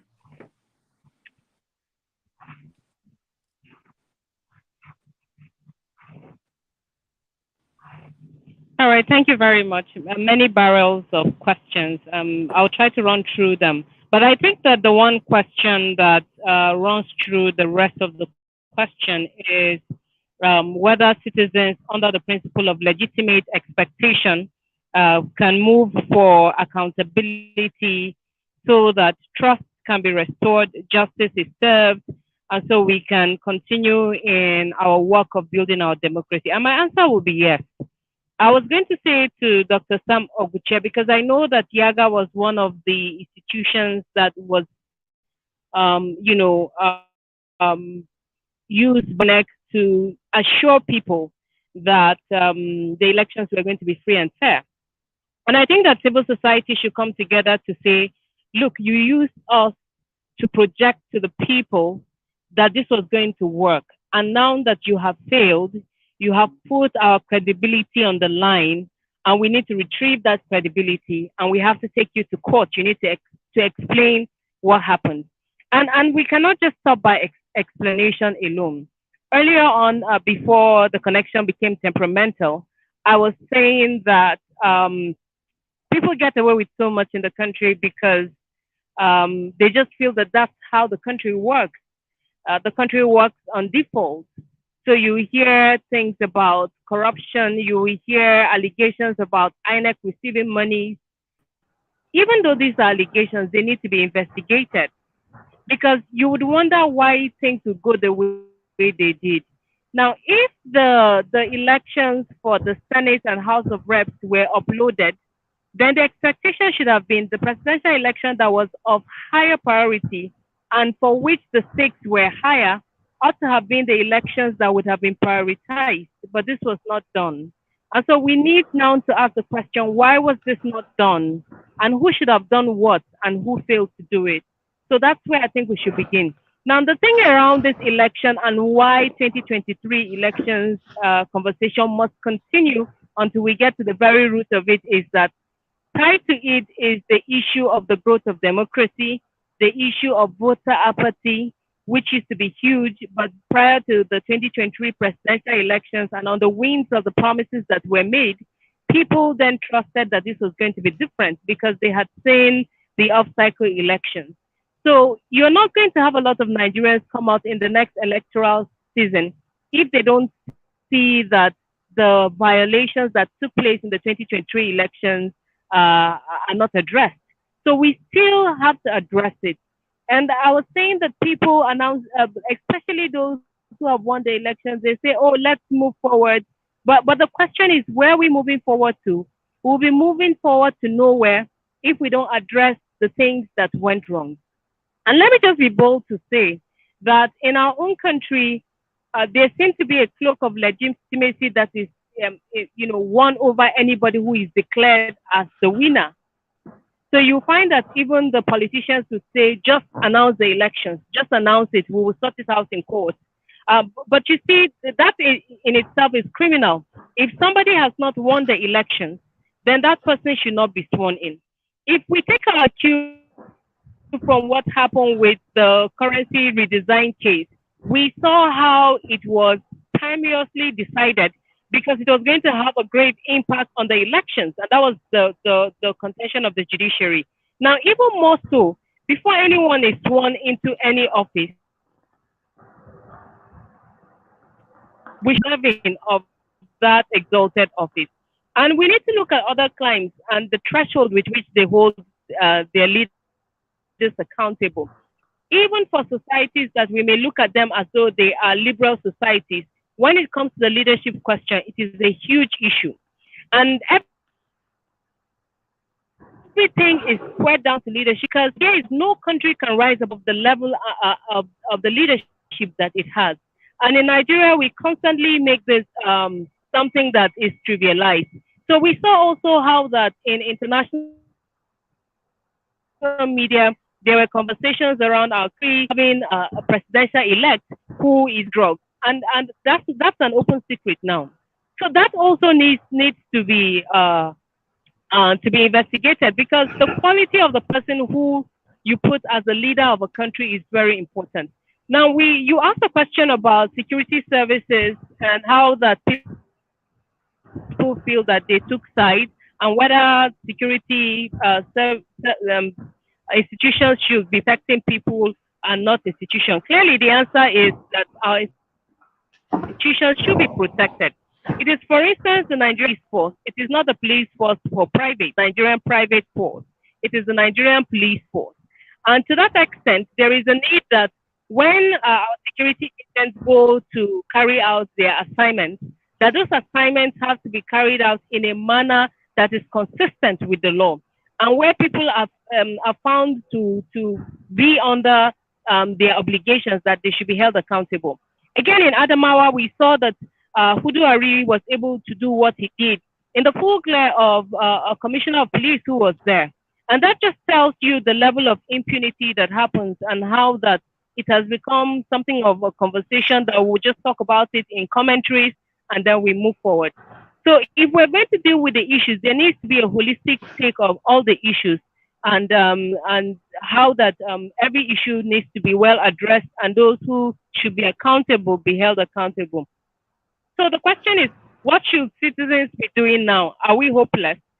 I don't believe the Nigerian citizens are hopeless. But then again, you would have to look at what it is that happened, even with the manner in which the elections were announced. They were announced in the night because the expectation was that by the morning time, they would have put in security agents around to try to quell any form of resistance that would be seen. In places like Kaduna, for instance, the moment we saw the number of security agents that were put out on the streets, we knew that what the people voted for would not be what the outcome would be. Because if you declare who the people voted for, you would not need that number of security agents to quell anything. And so this now takes us to the issue of what to do to strengthen our institutions. And I know that from the moment that President Barack Obama mentioned that Africa needs strong institutions and not strong leaders, it has become something of a vibe and a rhyme. But the truth is, it is people who make institutions strong. So we also need to begin to look at who are those who occupy the institutions. The judiciary now is faced with the big task of now deflecting what has become the hubris of go to court. And I hope that the joke around it and how that our judiciary now is getting on the mind, unfortunately, by the Nigerian public, would make that institution to sit up and to say, look, the judiciary must indeed save this country. And I have always been of the opinion that as bad as things are, we must have certain institutions that are sacred, where if everything goes wrong, we can all say, no matter how bad it is, we're going to go to this institution and things are going to go right. And one institution that should be that institution is the judiciary. The other one is INEC. For crying out loud, you cannot be an independent National Electoral Commission and not be independent. That indeed is an aberration of what it stands for. And from that point is where we must begin to hold them into account and say, no, INEC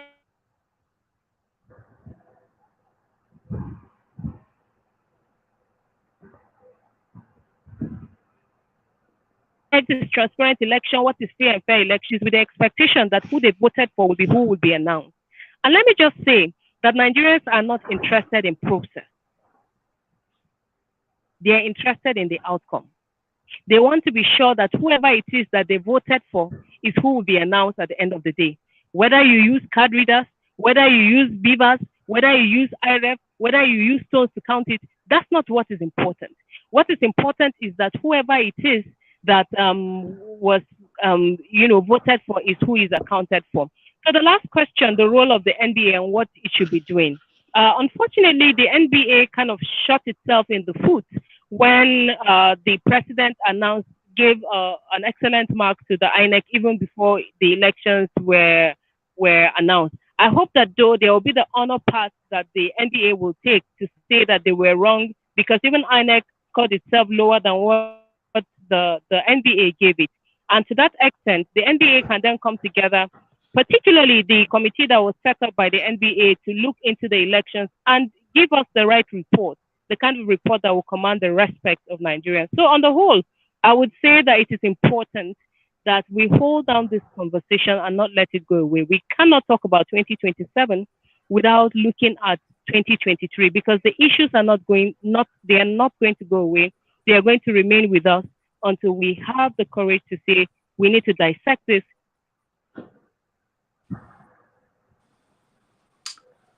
Gloria, thank you very much. Thank you very much for that wonderful contribution. And let me just move swiftly on again. I'm just conscious of time to bring back Mr. Joseph. I think you've been with us, so I think you'll understand. I'm going to now reel off 4 questions to you. I'm looking at these questions and they seem a bit shorter, thankfully, than the ones I've read out previously. So the first one is, what do you believe are the most significant challenges facing the electoral tribunals in Nigeria, and how can they be overcome to ensure justice is served, especially at this time when it would appear that justice is on trial? That is the first question. The second question, in your view, what specific steps can the international community take to support the efforts of the Nigerian stakeholders to improve the integrity of the judicial process? And what impact can such support have on the future elections and judicial decisions in the country? The third question, the Constitution of the Federal Republic of Nigeria, 1999, bracket as amended, provides that a candidate must obtain at least 2/3 of all the states in the Federation and the FCT. The candidate declared as the president-elect by INEC did not meet this requirement. What does this mean, in your opinion, and what do you expect from the judiciary in this regard? The fourth and final question, also, can you tell us about your letter to the CJN and why you wrote it? As a fourth and final question. Over to you, Mr. Joseph. Thank you, Solomon.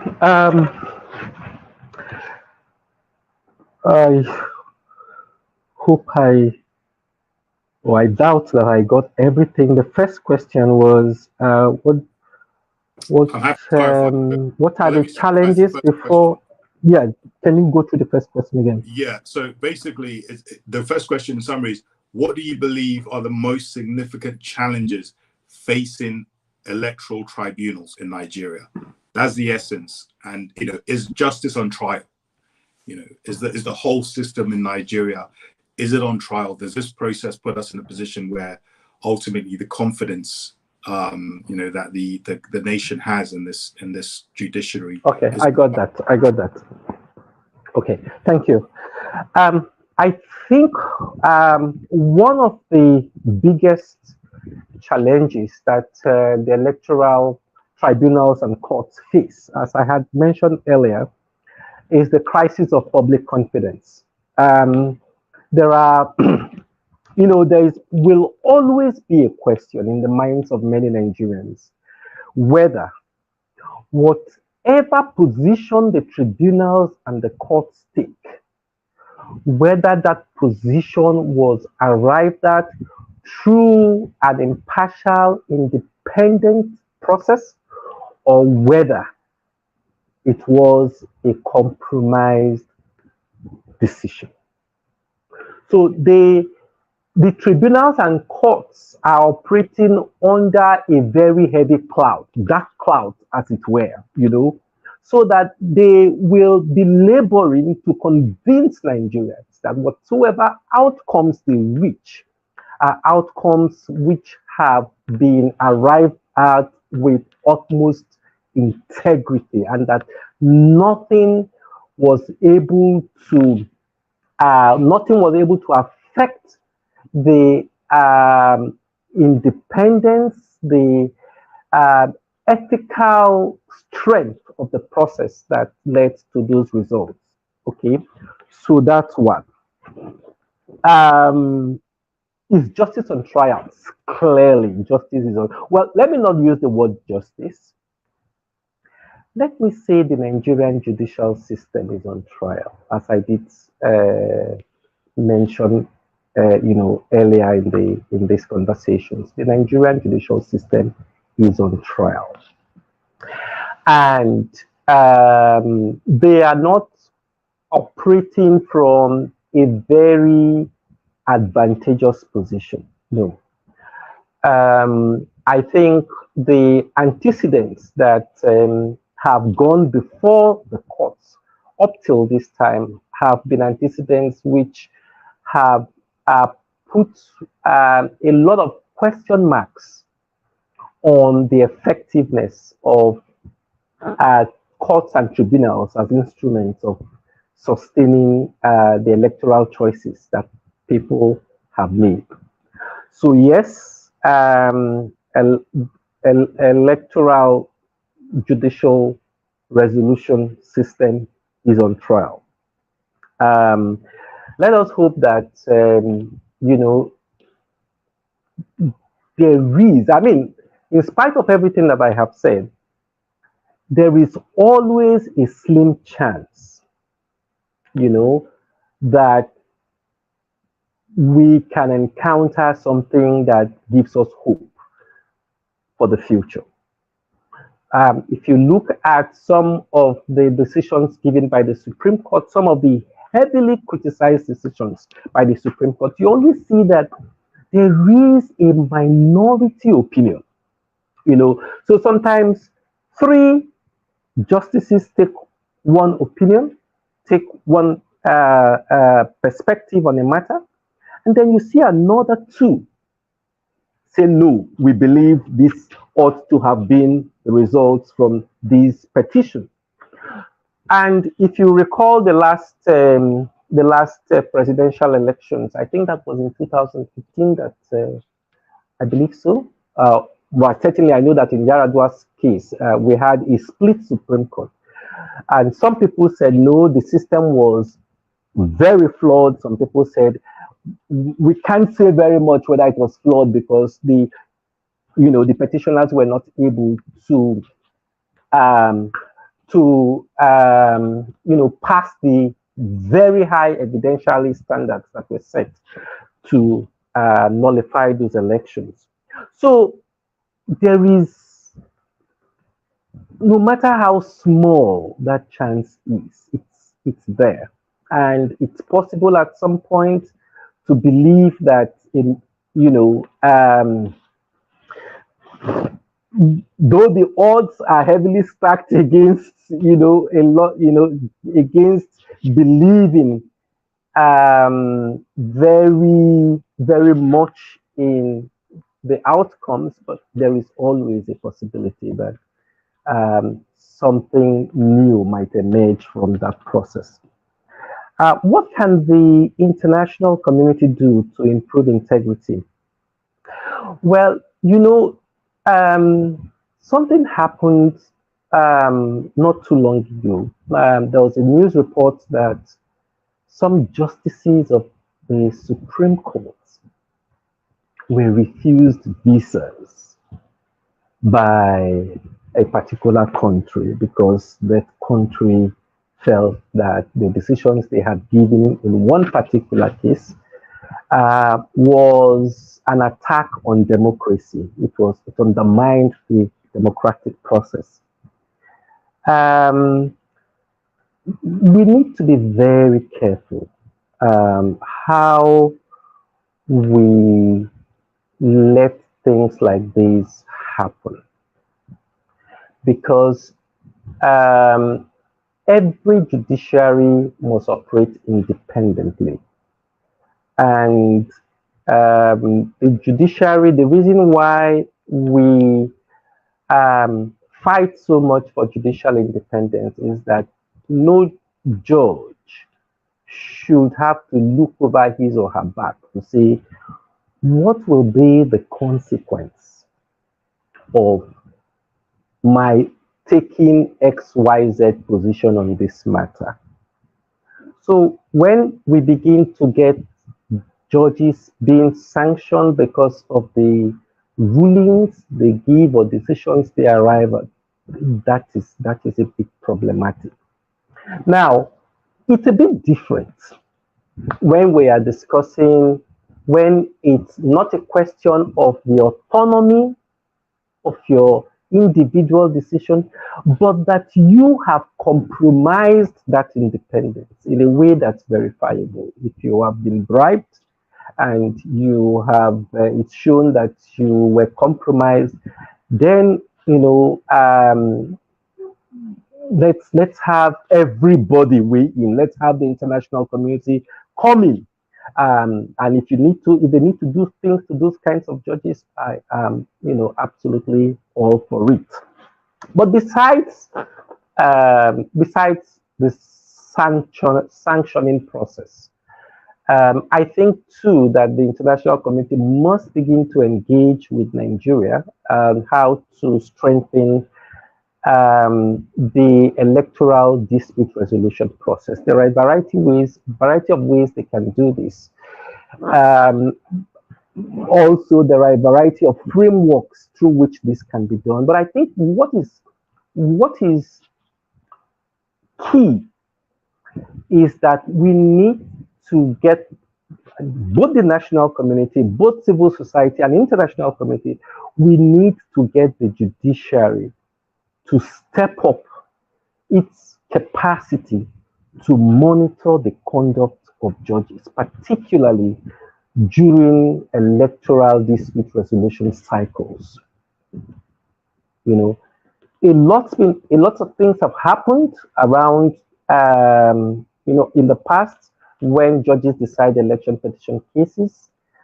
A lot of lessons ought to have been learned, but I don't think our judiciary has learned those lessons. If it has, it hasn't shown so very demonstrably, because you really don't see any significant escalation of measures and policies and standards and guidelines that the judiciary has put forward to say, as a result of these experiences of the past, we now think we need to do this, And one of the issues we raised in our representations to the Chief Justice of Nigeria was, look, why don't you open up space for civil society engagements with the judiciary in terms of helping you, providing you with information on high risk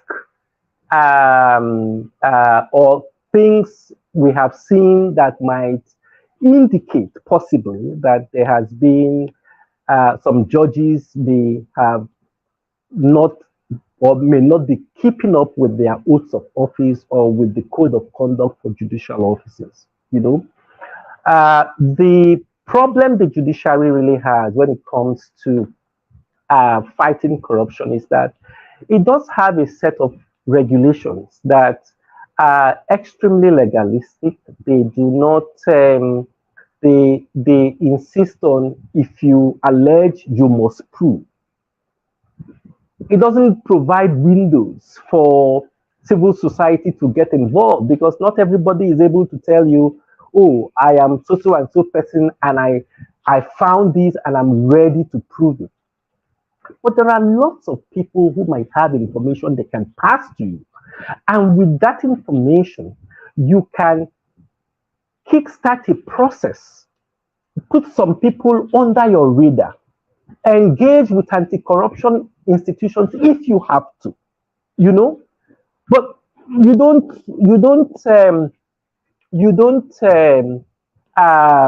expect that it's the person who is providing you this information that must necessarily use his resources and time and everything and endanger himself or herself in coming to prove such things.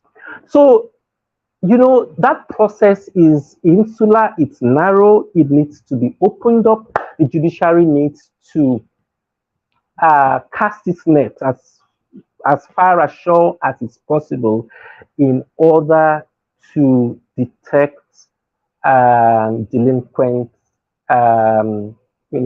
judges, in order to see whether the electoral justice process is being carried out with the level of integrity and dependability and transparency that it ought to proceed with.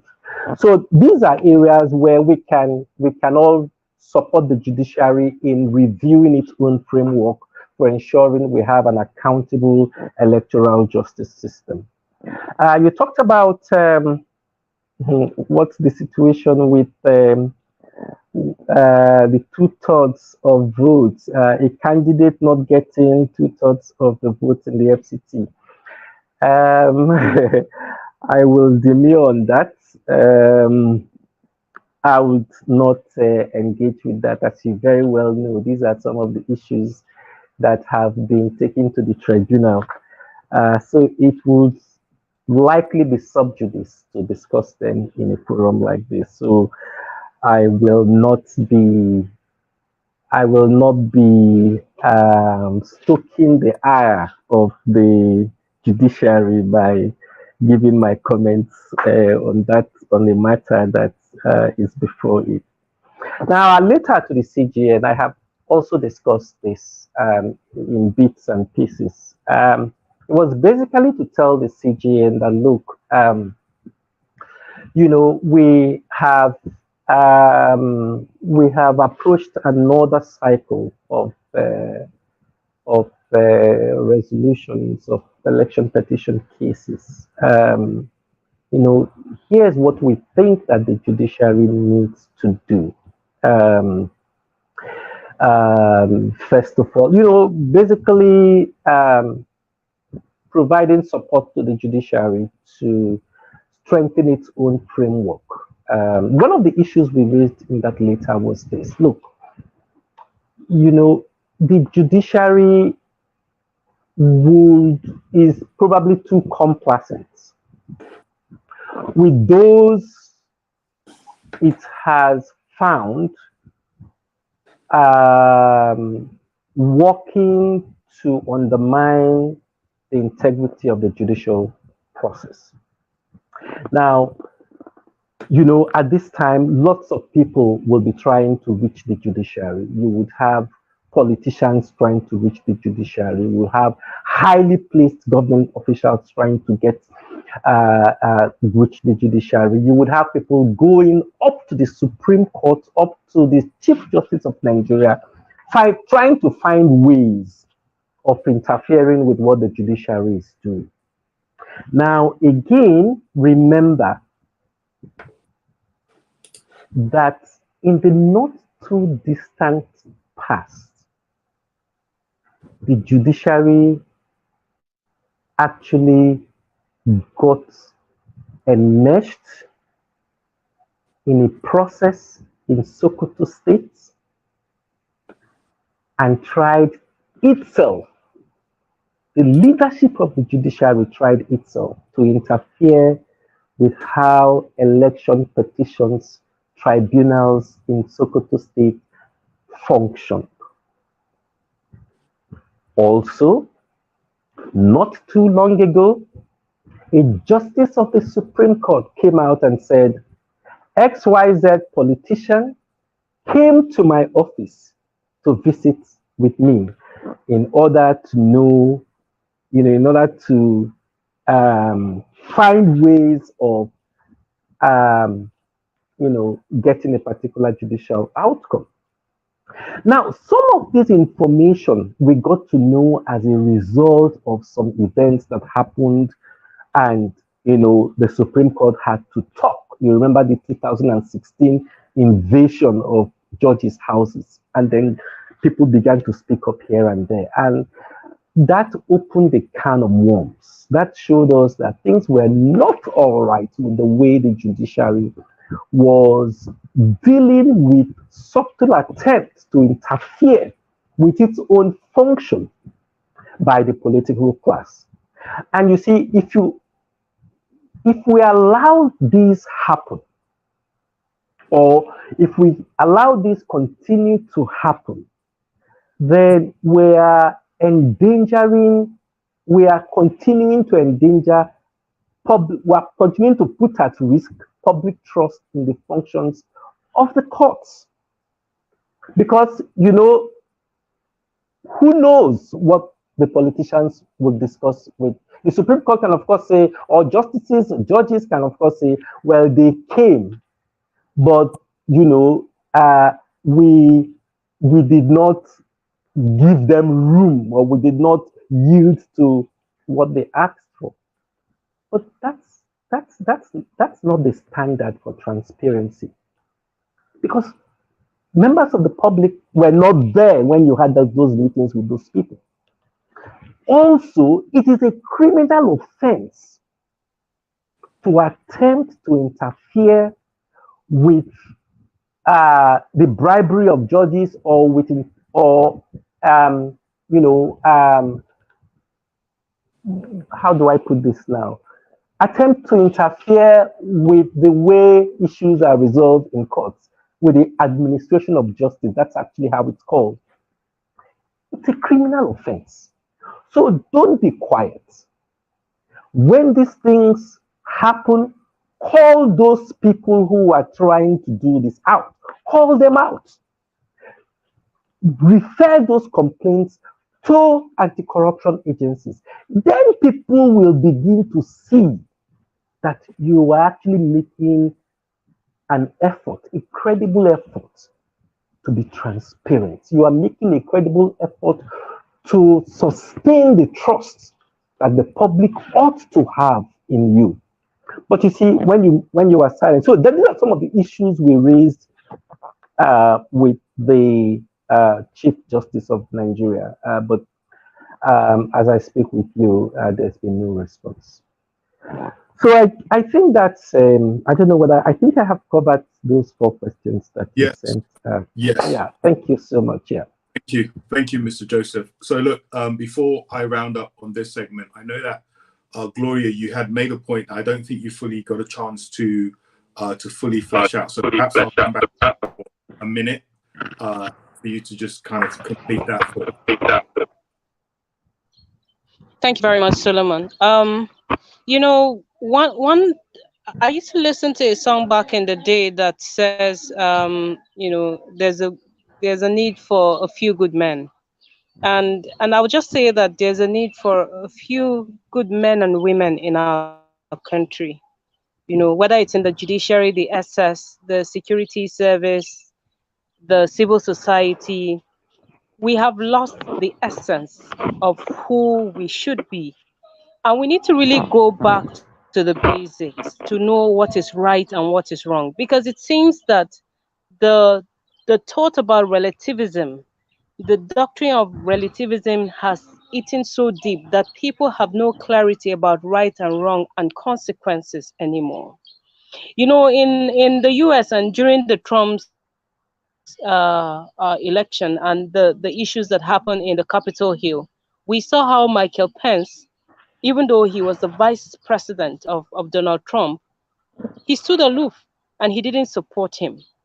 Now, in his book, So Help Me God, he spoke about how that it is the duty of a vice president to be loyal, but that there are also loyalties that are higher than the loyalty to a president. For instance, the loyalty to conscience, to constitution, and to God. And I think that in our country, we need to have that conversation, that there's a need for us to be loyal to our conscience, to our country, and to our God. We also see that happened in Malawi as well. So, and I must say that this is not something that is just found in the gene pool of people who are outside of Nigeria. During the Yaradua era, we saw how Professor Dora Akunyili saved the day. By basic standards, President Yaradua wasn't particularly a bad president. He was well intended, but he was sick. Now, no matter how well intentioned you are, you cannot lead a country of over 250 million people sick. And we saw how Professor Dora Okunyili stepped out and she said, look, this whole thing isn't working. We can't continue like this. And I think that is the sense in which we need to hold this conversation. And I'm glad that Mr. Joseph Ote is here. Before I became a lawyer, Justice for All had continued to do the work. And I must commend the work that your own generation did. But frankly, this is going to be an intergenerational marathon that is also a relay. And those of us who are here, we owe it a duty to take the baton and to run with it. There seems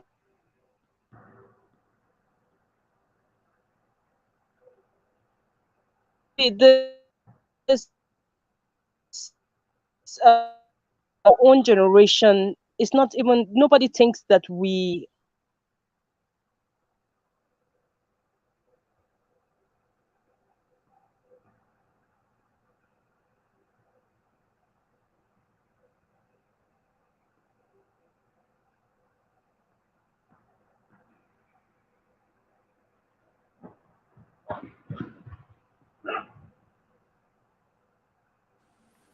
Okay, it looks as though Gloria's got network issues. I presume that's just not my side.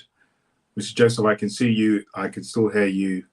Okay. And I see Mujiraya as well, but Gloria's screen appears to be frozen, which leads me to conclude that the network issue is on her side. Okay, we've lost her.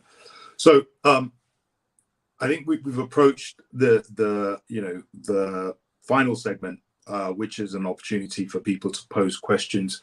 The show is being streamed on other platforms, and I believe that there may well be some questions coming in from some of those other platforms. Dominic, if you're there, I will call on you now just to check to see if we have any questions that have come in from any of those other platforms. Presumably, if there are no questions, then what I'll do is I'll call on our speakers today to share their final thoughts, for 1 minute to share their final thoughts before we wrap up. So, Dominic, are you there?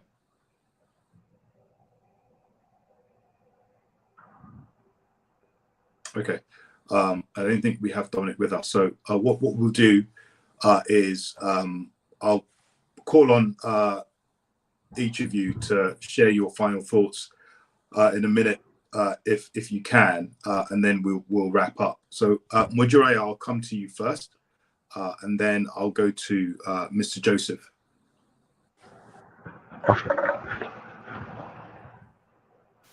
I guess this is about last words, right?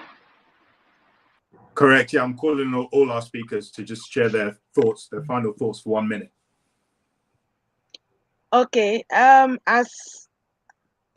just want to talk as a citizen of Nigeria. If I'm talking as a citizen of Nigeria, not as a lawyer or a human rights person, I would say that I wouldn't even go into another election to participate in the voting process.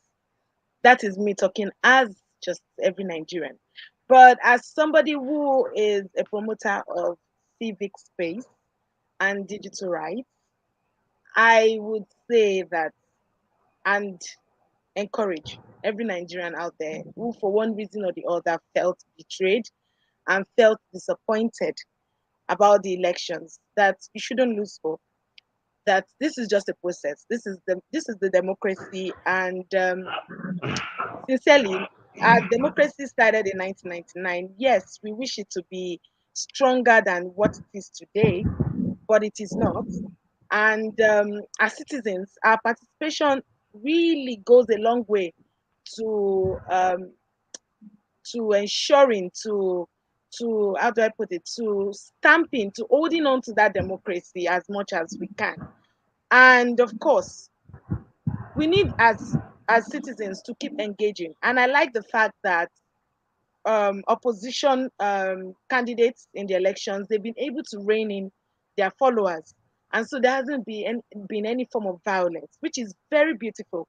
And hopefully also when the judiciary takes its, decision, that would also not take place. I believe so. And so as a Nigerian, what I can only say is that don't stop talking about it. Don't stop demanding for accountability.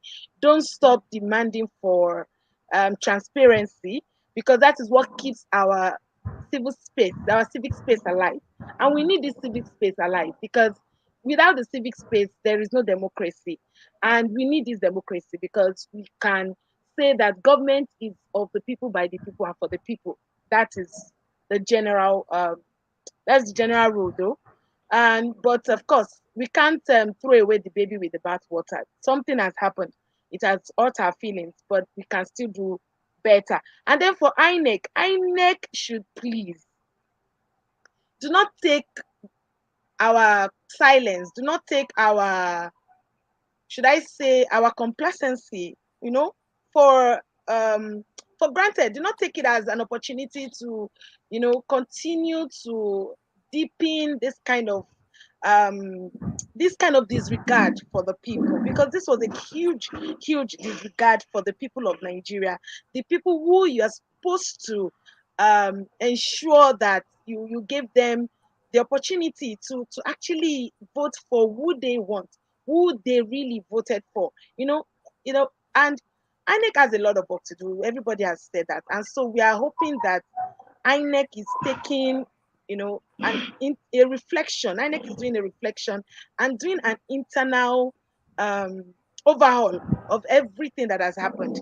We know that the BVAS is what we need in this kind of country. We know that the IRF can work, can function, because this is the 21st century. We are living on artificial intelligence. We know that a lot of things can work, especially when you're working with that kind of huge fund that INEC was working with. As a digital rights lawyer, I know what, I can, I've heard a lot of things. I've been in a lot of forums. I've been in a lot of intergovernmental spaces, multi-stakeholder spaces. And I know that with that amount of money, INEC could have delivered and made a very loud, a very loud noise that the whole of Africa would have felt it, that yes, this was possible. And so I'm hoping that in the nearest future we would have something that we can all celebrate about, rather than the graveyard silence that we experienced after the announcement of the winner of that election. So I think that's basically what I can say, and hoping for the best and for a brighter future, brighter democracy. Thank you, Mujirayo. And I'm coming to you, Mr. Joseph.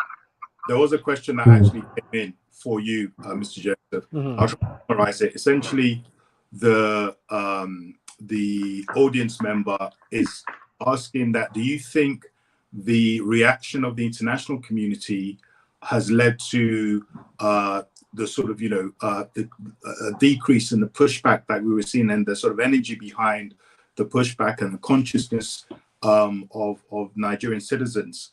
And it's kind of led them to a situation now where they just kind of accepted what's happened, and sort of put it down to, well, look, it is what it is. Do you think that the international community and their reaction has influenced that in any way, is what they're asking? And then sort of perhaps you can share your final thoughts along with that answer. Okay. All right. Do I have the stage? Yes, the floor is yours. Go ahead. All right, thanks. Final thoughts. Well, maybe I should go with the first question you raised. I don't know the extent to which the reaction of the international community to the elections have affected, the momentum, or how people think about resolving the issues that have arisen.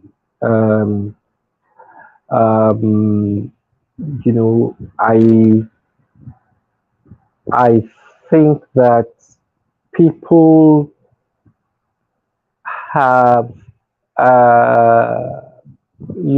very well decided that they would themselves await the completion of all processes related to the elections, including the judicial process, before they decide what to do.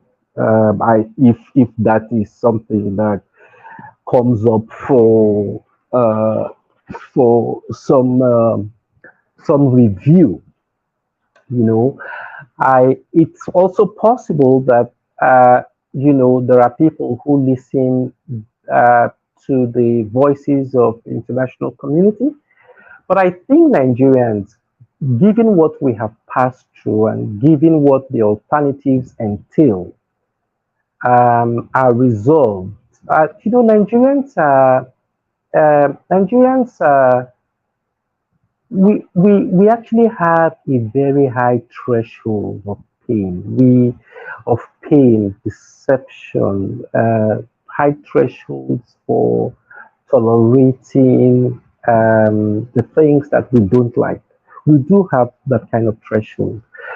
But I'm not saying that it's an inelastic threshold. No, I think that a lot of people are willing to say, rather than spill blood on the streets, let's still give a chance to see whether we can get our votes properly counted through the regular process. What happens after that?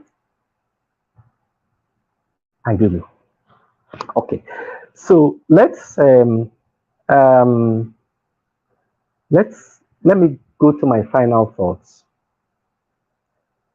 Um, there is so much we need to do going into the future. I know Gloria had said we shouldn't be talking about the future just yet, but I'm not saying let's ignore the present.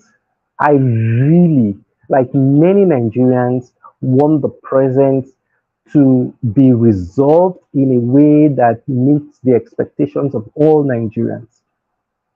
Now, part of why we have the problems, the anxieties we have about the judicial process is because the electoral laws the Electoral Act actually encourages the brigandage that we see. It encourages the malpractices that we see. It encourages the the sabotaging of the elections as we have witnessed. And you probably will ask me how. Why does it do so? It does so because it itself places a very high bar for overturning the results of any elections that have taken place.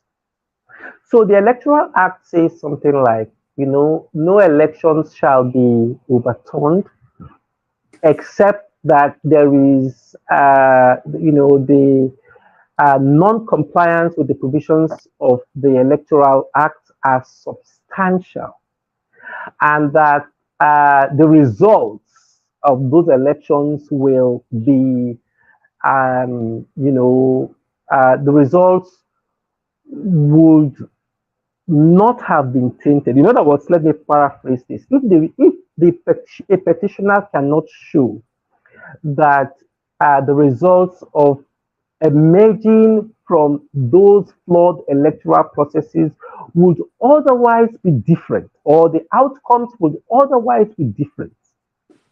And also, if the petitioner cannot show that the irregularities that were complained about, or the practices that were complained about, were considerably, substantially, were very substantial, then the courts cannot overturn an election. So that's the standard that the Electoral Act has placed.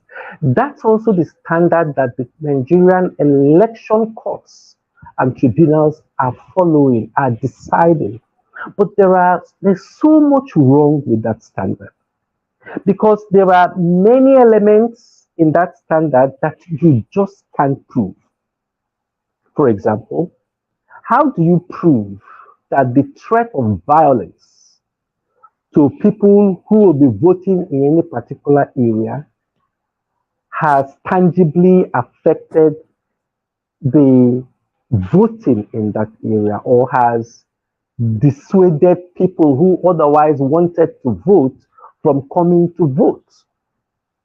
That's very hard to prove. That's a very high bar that is very difficult for petitioners to cross. Secondly, so just to save time, what you see is that a lot of people whose business has been to rig elections, they don't see anything that makes it costly for them to perpetrate those electoral frauds. In other words, so what the law basically tells them to do is do this as much as you can. It's only in very limited cases that you can that what you have done, the fraud that you have committed, will be discountenanced. So the likelihood is that we are better off we gain an advantage where we have a better leverage than the other parties. If we do this, it's not likely to result in any punishment for us. But the question, the big question there is, why should we allow people who have profited from election malpractices, from election rigging, from fraud? Why should we allow them profit from these things by making it very impossible for you to show that the rigging things were very substantial, or were substantial enough to change the outcomes of those elections? So if we use that template, we're likely to continue to run into problems like this. But if we change that formula, if we ensure that if we say, for example, that if rigging occurs and it occurs with the kinds of intensity that we saw in the last elections, and if it's widespread like we saw in the last elections, and if a lot of the processes do not work or probably have been manipulated, as some of the past speakers have said, or actually, there was a risk that the process was manipulated, the Beavers, the IREF things, those platforms, if there is a significant risk that those processes were manipulated, I think what we need to do is to say we will not accept these elections, whether the results will have been different or not. But for the fact that these things are major threats to the integrity of constitutional democracy, we should lay down the marker. This is not the way we want to go. This is not what we want to encourage. This is not how elections should be run. We need to go and redo these things and ensure that these problems do not occur again. I think when we begin to rejig the framework for our electoral system in this matter, so that we show that we are taking the integrity of the electoral process very seriously. Once we're able to do that, I am sure we will overcome these problems that we have now, where it is difficult, even where there is significant proof that elections have been rigged. We would overcome the difficulty of overcoming those elections. I think that's what we need, the conversations we need to have going into the future. Thank you. Thank you, Mr. Joseph. And finally, Dr. Sam, over to you for your final thoughts. Okay, thank you very much. Mine is not very different from what Mr. Joseph said. This excessive judicialization of our electoral process is worrisome. And the challenges that petitioners face at the tribunal, up to the Supreme Court, in most cases, is actually very discouraging. If you look at the judicial system, especially the onus of proof placed upon petitioners, it is a situation whereby politicians have hijacked the process because they say, go and win first. Is win at all costs. And the next thing is, let's meet at the court. Let's go to the tribunals. And there you start seeing all sorts of technicalities. You time frame, this one is statute bad, this one is an expert evidence, the conditions have not been met. You have to call witnesses from every polling unit. All those things. Somebody has gone through the rigors of an election. He has actually been a victim of electoral injustice. And then he faces another challenge in trying to prove his matter. I think it's an issue, and I'm very much in agreement with Mr. Joseph, that this whole architecture of our dispute resolution, electoral dispute resolution, has to be overhauled. And this begins with a kind of judicial reform, whereby our judges begin to take a stand that is in tune with the tenets of democracy. Then another thing for me is, for reflection, is the appointment method in INEC. How are these commissioners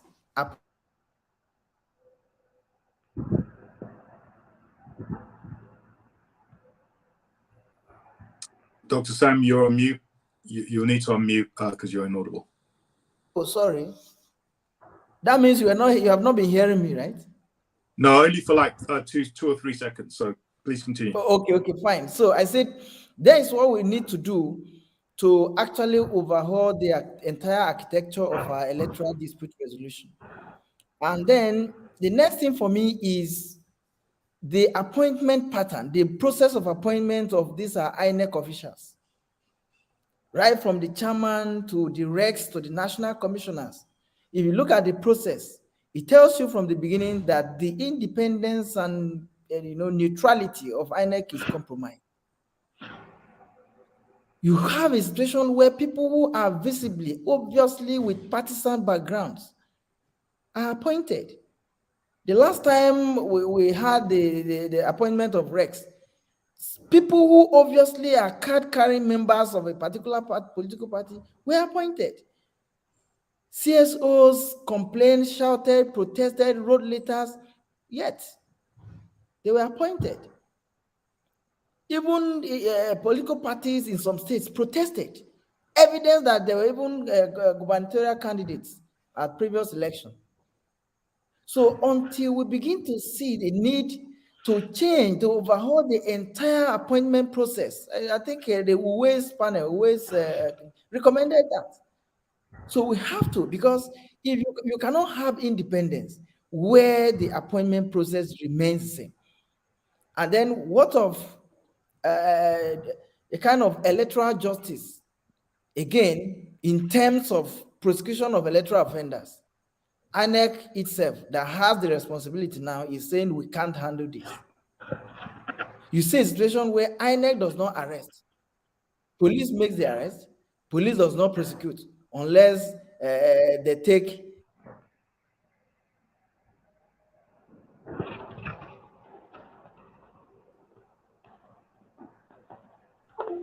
As it is now, it calls for synergy between the police and INEC, other security agencies.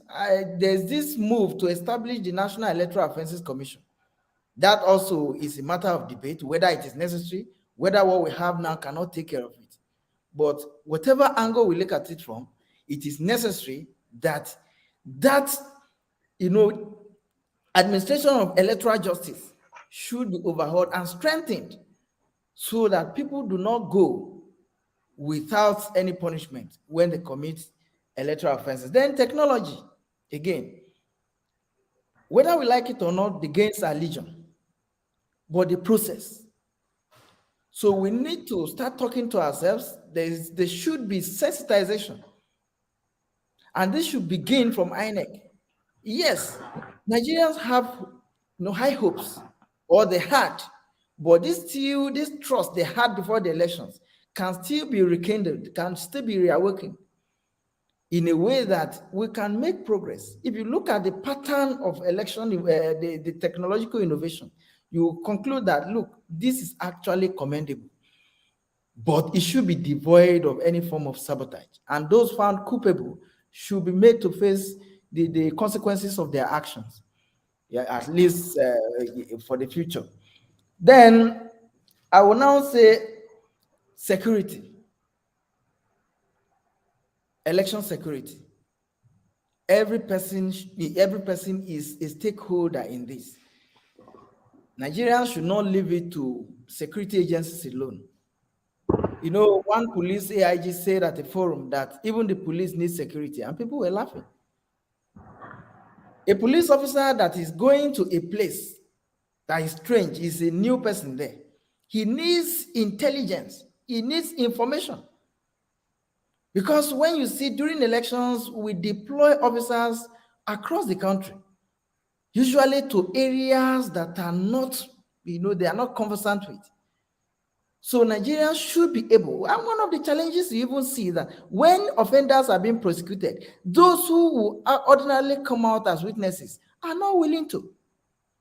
So if you are not willing to come as a witness, how do we secure conviction for this conviction of these electoral offenders?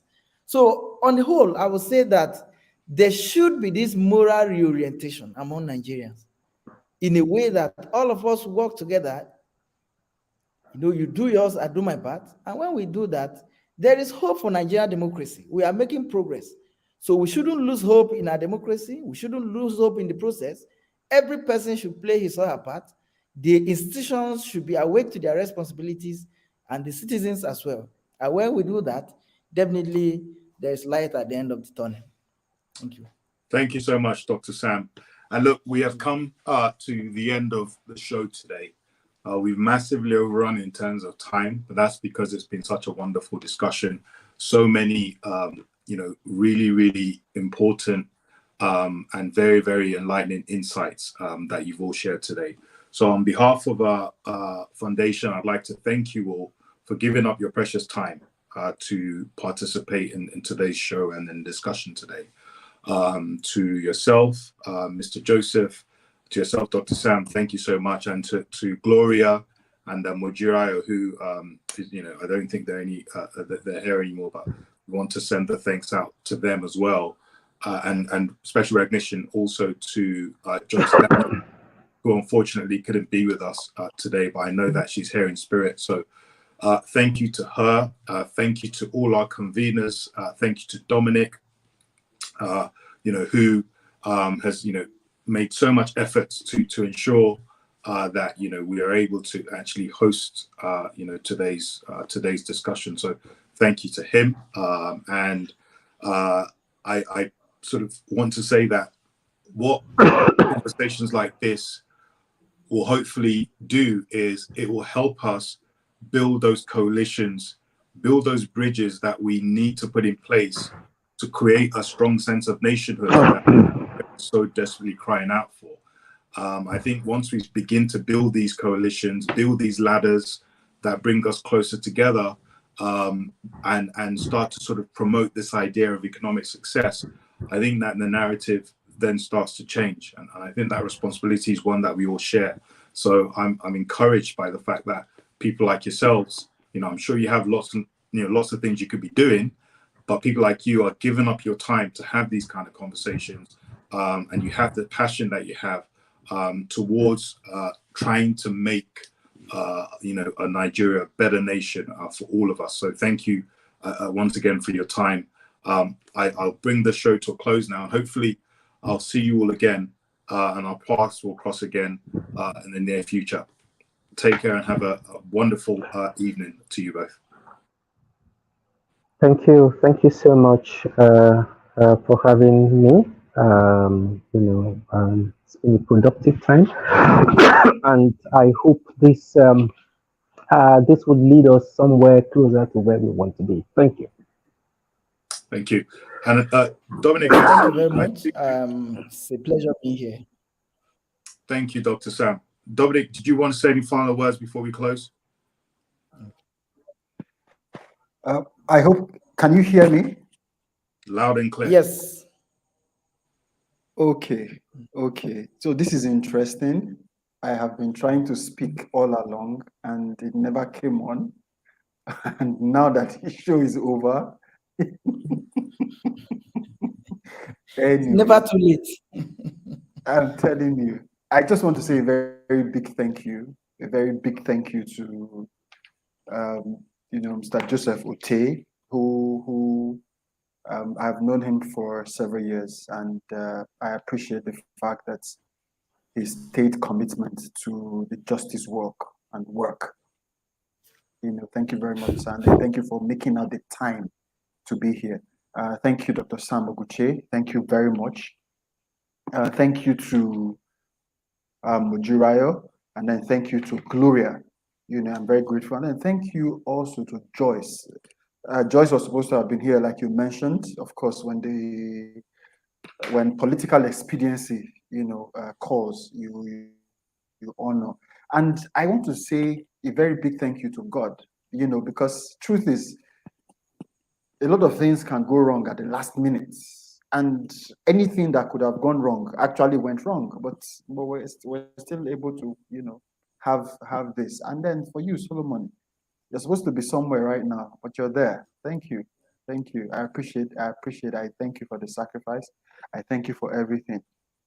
Now, one of the important reasons we had to hold this conversation, as I wrap up quickly, is the fact that there's a lot of propaganda out there.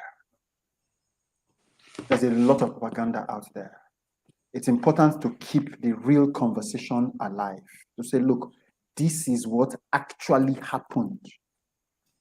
You cannot pull the wool over people's faces. No. There was a flawed election. The issues in that election are before the courts, and the judiciary must stand up for the citizens and do justice based on free, fair, credible requirements of an election, not technicalities of some sort or whatever. So it's very important that we continue to have this conversation, and hopefully in the near future, not too distant, we're able to fix a system where everybody is a beneficiary of that which is good, and not just some balloon, that we have. Can you still hear me? I think I should wrap up now because my network seems like it's fluctuating. No, you're still good. We can still hear you. All right. Okay. So basically the conclusion is the citizens will need to continue to have the conversation. Like Gloria said, the citizens can take up a collective action to hold the government accountable, to hold INEC accountable. They can come together. The civil society needs to bring the citizens together to say, you know what, let us hold government accountable. I think Gloria spoke to that a lot. The judiciary must step up. The institutions of government must step up and do right by the people, not by individuals, by the people. Protect the constitution that you swore to protect. Protect the laws of our land that you swore to protect. And then finally, I want to thank our participants who is watching, who is listening. I know that we're streaming live on YouTube, we're streaming live on LinkedIn, and we're streaming on Clubhouse. So I thank everyone. I thank everyone who has, who has been a part of this. Thank you very much.